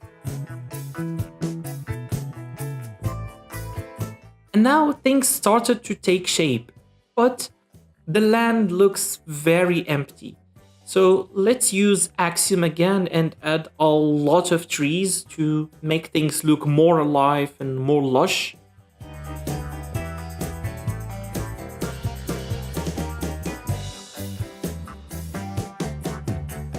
And perfect. Now we are going to build one of the key buildings in Alfheim, the prismatic canopy and its pools. This is also a sacred garden where the light elves gather to harness the sunlight, letting the colored water calm the mind and heal minor wounds from war and stuff like that, and from fights, and gently recharge the magic of Alfheim.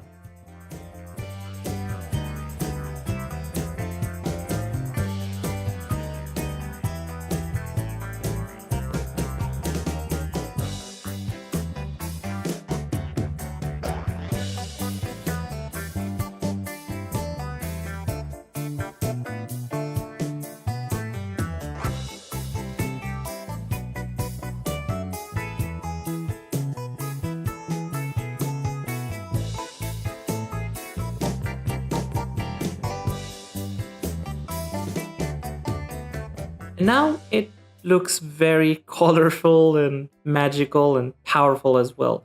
To be honest, I struggled a lot to build the roof. I tried different shapes, I tried different ways, and I struggled a lot, but eventually I decided to switch to a very, very different style, as you see here, which actually turned out even better than I was hoping for.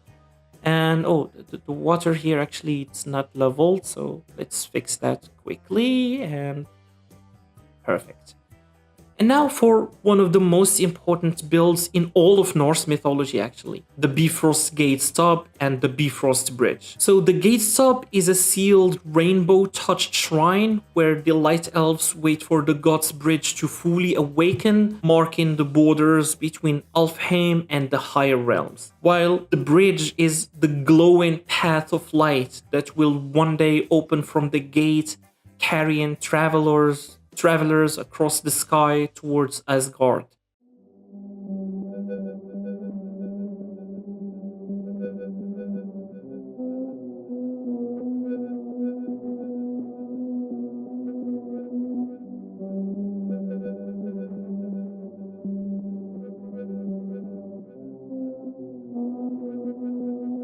And with that, we are nearly finished. I will just scatter some other details here and there just to make this look more alive and a little bit detailed. And if you want actually to access all the assets I use, I posted all the blueprints on my Patreon for free, so make sure to check them out. Just as a free member, you will have access to over 800 blueprints. But of course, if you decided to join as a paid member, I would truly appreciate that, as it will help me and help the channel a lot.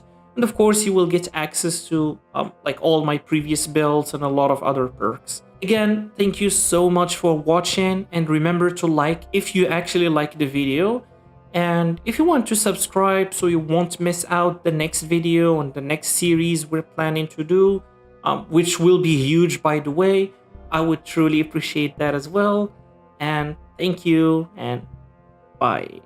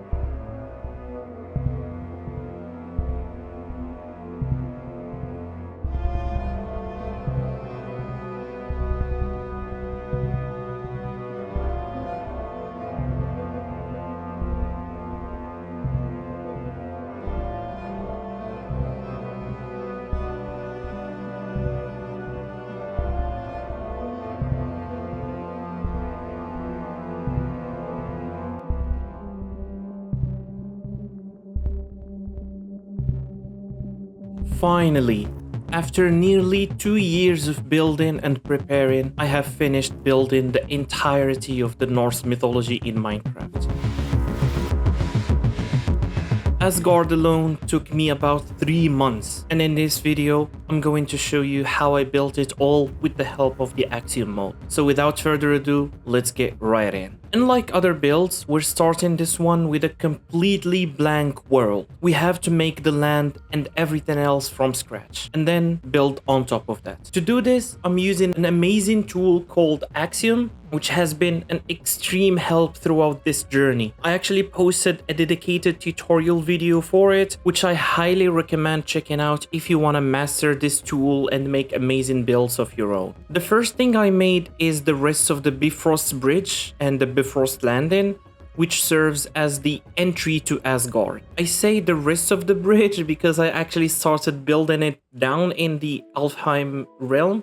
Now we're just extending the bridge a bit further down before we work on the actual landing place.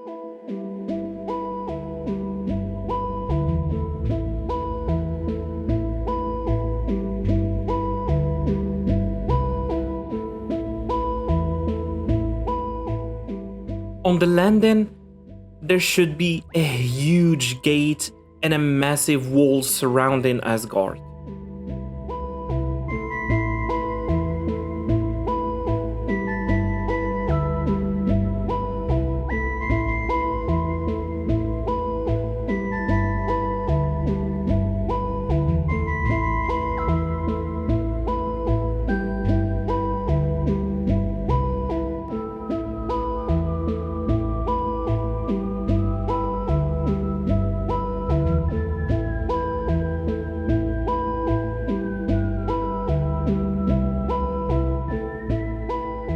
And look at this.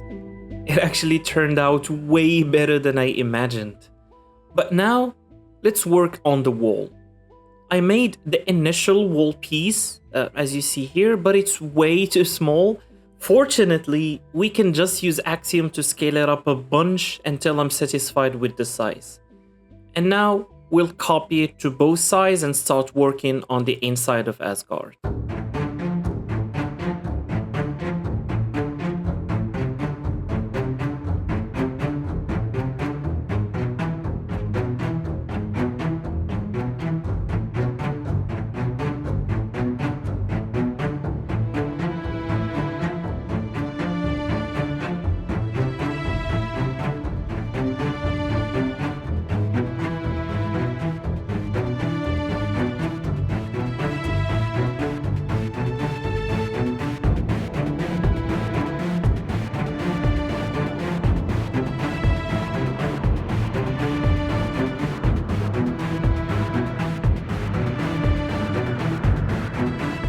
Now we've created these paths here for the Glacium district, which is the golden city of the deities in Asgard. All of their houses are designed to float above a sacred body of water, but before we start building the actual district, let's extend the outer walls to enclose the main Asgard build and create the entire floating island.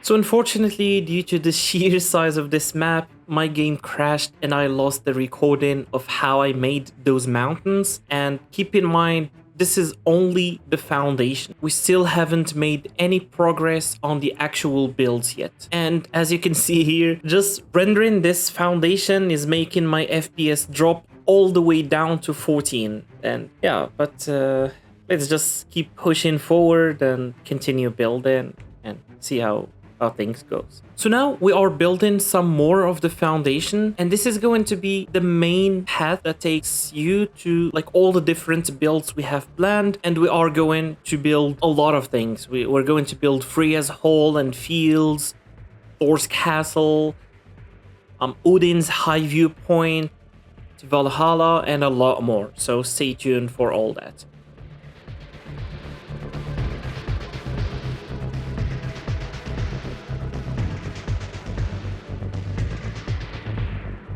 Right now, I'm trying to make the platform looks a little bit more natural and less just like blocky. I'm adding more rocks to the sides and carving out like bunch of cracks all over the rocks and the mountains. Some texture, of course, and recoloring using different palettes. I also realized that all of the builds I have planned won't actually fit on this one island, even though this is a massive island. I created a second smaller island and extended a bridge that leads over to it. Perfect. And now just to finish this off, I just added some like little bit of trees and greenery to bring the island, the islands to life. Now that the foundation is finally complete, let's start working on our very first major build.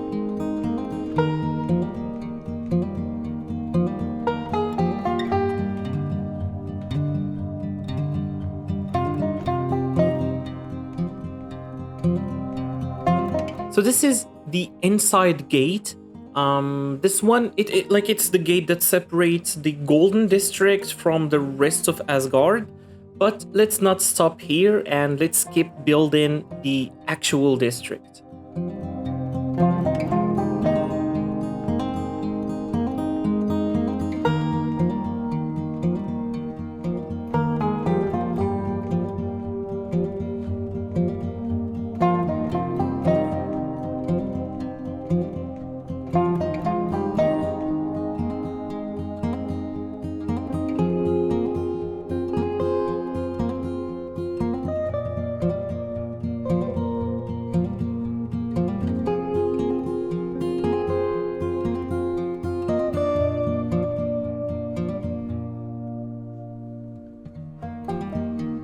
So for the Golden District, I'm actually just reusing assets that I created for my previous videos, just recoloring them with the white and gold blocks to perfectly fit the Asgardian theme. You actually might call this lazy, but I call it working smarter, not harder. And by the way, you can also access all of these assets and hundreds more, and you can use all this on your own worlds and for free. So just head over to my Patreon, linked below, and join as a free member. You'll get all these blueprint files containing over 900 assets, along with like step-by-step guide on how to import them and use them using Axiom. If you run into any issues doing so, just send me a message. I actually respond to all my Patreon members. And while you're there, of course, if you want to support the channel, that will give you access to all my completed builds, so you can download and play on them with your friends, of course. And I could really use the support right now, of course, as my family is expecting a newborn very soon.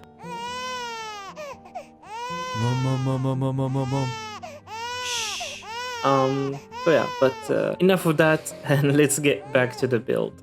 So now that we've finished the Golden District, we need to create some separations between it and the rest of the realm. So let's create a natural forest barrier by placing like a bunch of trees right here. And with that in place, let's add some more nature-themed builds. And who is more associated with nature than Freya, the goddess of nature herself? So let's carve out a custom platform for her hall and fields, of course.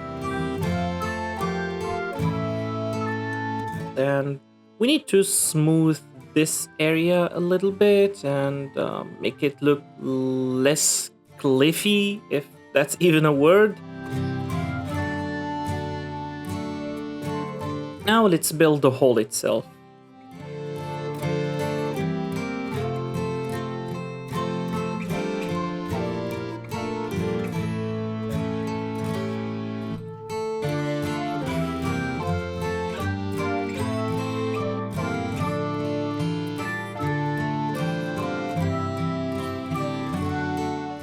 And look at this.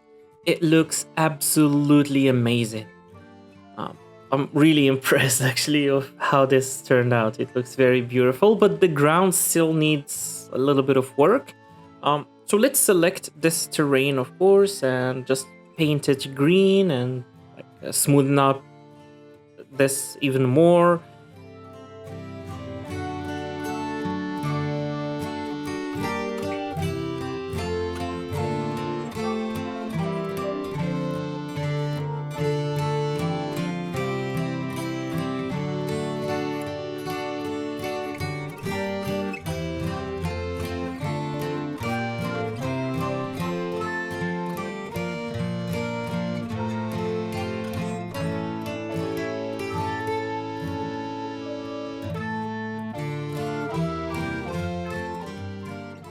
And we'll finally add some flowers around the hole to make it feel a little bit alive.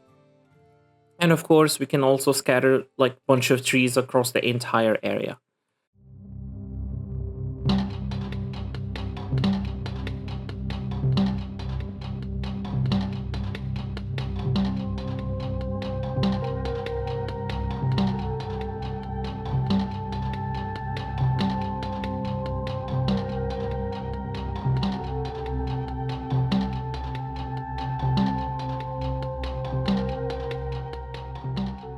Now that we are finished with Freya's area and it turned out incredibly beautiful, we are going to build something more epic, godly, and grand, but a little less beautiful. I've been actually thinking about where this next build should go. So I was thinking maybe here or like over there, but eventually I decided to build it right here on the top left corner. But first, let's shape the platform it's going to sit on.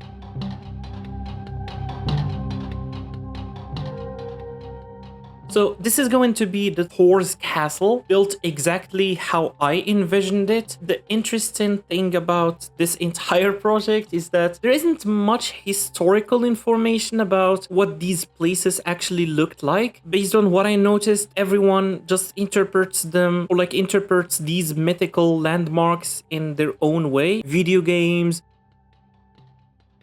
concept artists, and movies might all show a completely different version of what you see. So you can easily find up to 15 different depictions from different sources for just a single landmark. So if my builds look different from a version you are familiar with, that is why. And it doesn't mean that I am wrong or that a movie or a game is wrong, as to be honest, there is no right or wrong when it comes to these fictional mythological builds. So yeah, and now let's get back to construction. I started by building the main doorway first, and then I mapped out the entire frame of the castle so I knew my size limit and how the final shape should look like. Originally, I was planning to use blue, gold, and white blocks for this build to represent the colors of lightning, as you know, Thor is god of lightning basically. However, the build started looking a bit too much like the houses on the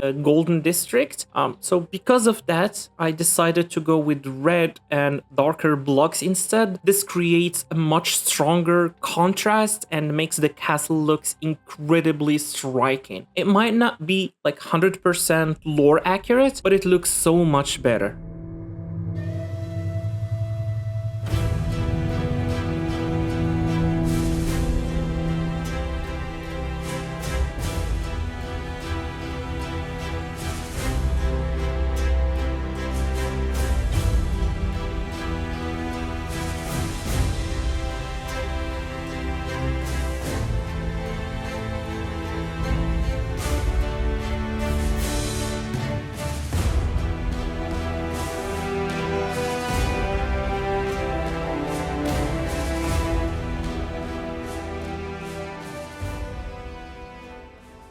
And finally, after literal days of building, this is what I came up with. To be honest with you, I am very satisfied with this design, and it is one of the most complicated builds I have ever done. So since Valhalla is going to be on that second island, let's just fill the surrounding area of Thor's castle with plants, trees, and rocks, just to liven it up a little bit.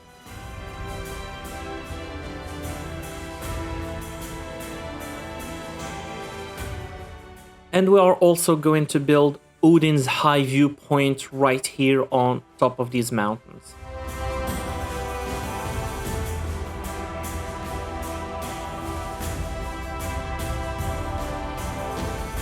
Okay, so after I built it, it looked a bit smaller than I wanted, and I used Axiom to scale it up, and now look at this.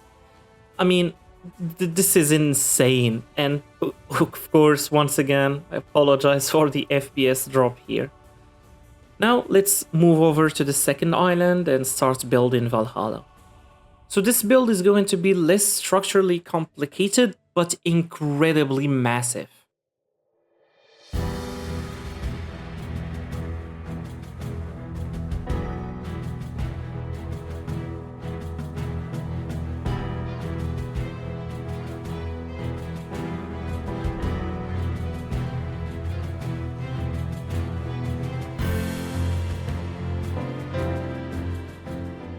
And I mean, look at this. Looks absolutely amazing. So let's just surround it with trees as well.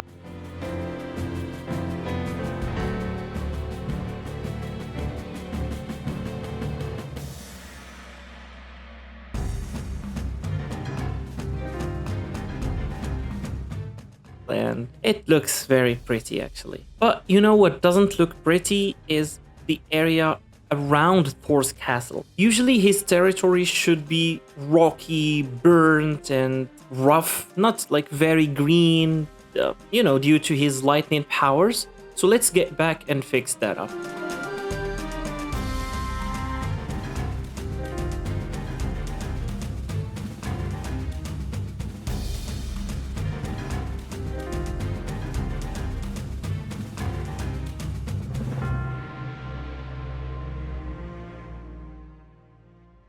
And there we have it, Asgard fully built in Minecraft.